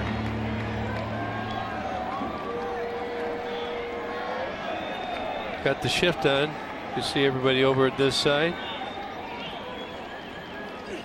Ian looks at ball 1. Here are the changes for the White Sox. Frazier at third, Saladino at second, Abreu at third or first. Abreu's actually out of the game. Yeah, that was the prior. Right. Frazier's at first now.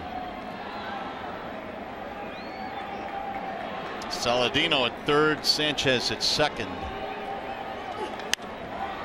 High fly ball, shallow right center field. Garcia, Leury Garcia, that is, 1 gone.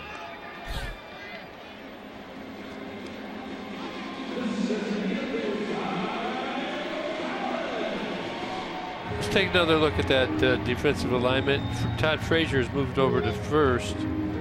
Sanchez at second, and Saladino over from second to third. There you go.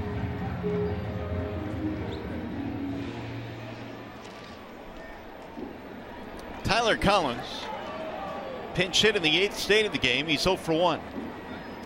And Tyler looks at ball 1. They've got the shift going now against Collins. The entire middle of the infield are wide open. Left side of the infield. Hey!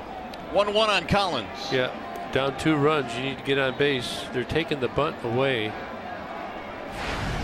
In at third, you have that whole 5-6 hole open.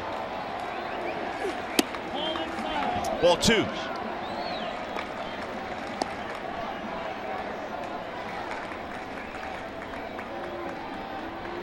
Get on base for Nick and Victor, who hit a home run in the top and bottom of the 9th.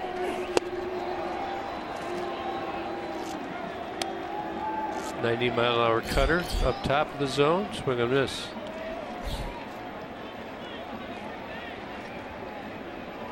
Castellanos will be next.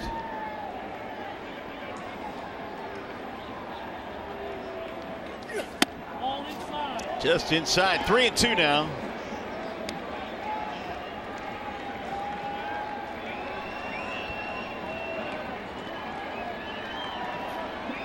Find a way here. Make your way on that bag. And he walked him. Ball 4. It's big.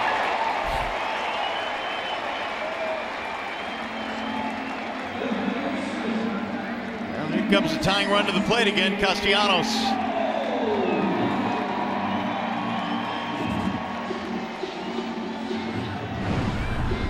Three for 6 with the home run, a dinger. 2 strikeouts against Robertson for Nick.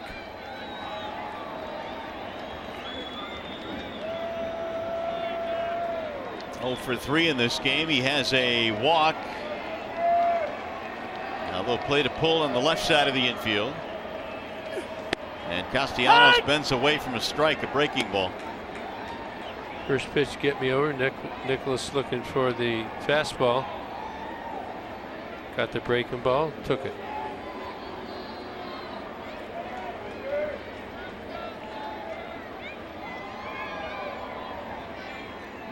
He's due. 0-2 on Castellanos, and now he's going to glare back at Eddings. That ball's inside. You look at the location right here. Ball's running. Most of them cut. That one did not.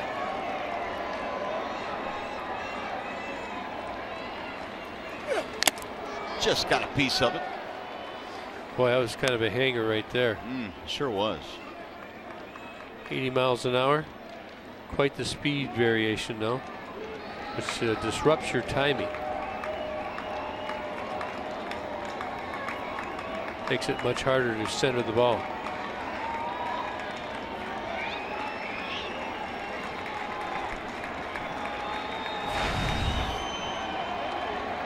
Oh, 2 on Castellanos. Low ball 1.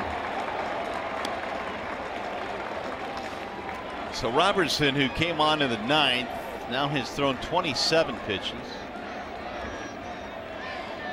Yeah, with that breaking ball, the way he's thrown it, you got to be cautious of it. You have to respect it. So you're going to have to give something up on the fastball.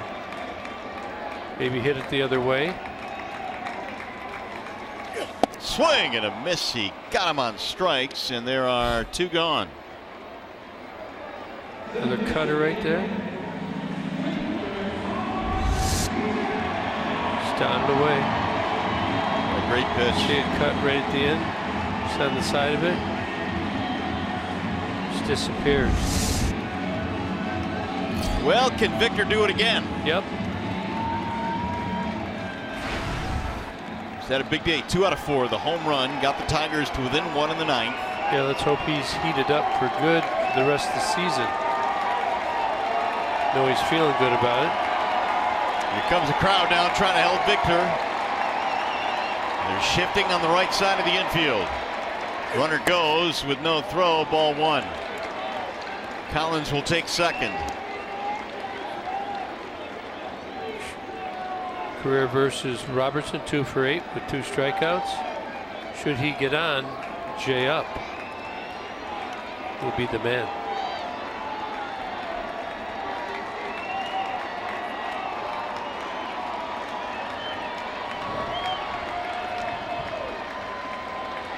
Here's the 1-0.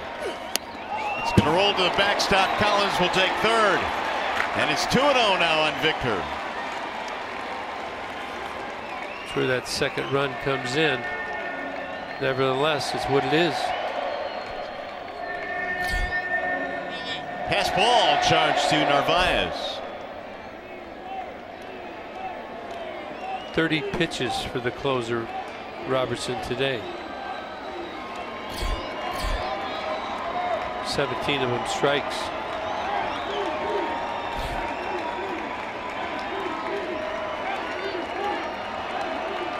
Now we'll see if Victor gets here on 2-0. Fouled it back out of play, got the fastball. You hear Victor grunt? Yes. He saw that good and wanted it.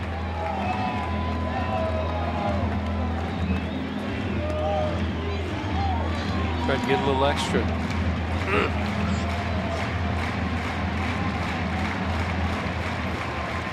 Tiger fans, despite the chilly weather, not giving up here. 2-1 on Victor Martinez. 3-1. He made him skip out of the way. Well, he hit a curveball out last time, right? A hanging curveball. Started him off with the curveball. Got to believe he may go with the cutter. Rick Renteria finding this final out hard to get. Collins at third, 2 outs. However, many veterans have been known to sit on the 3-1 curveball and hope it's a hanger.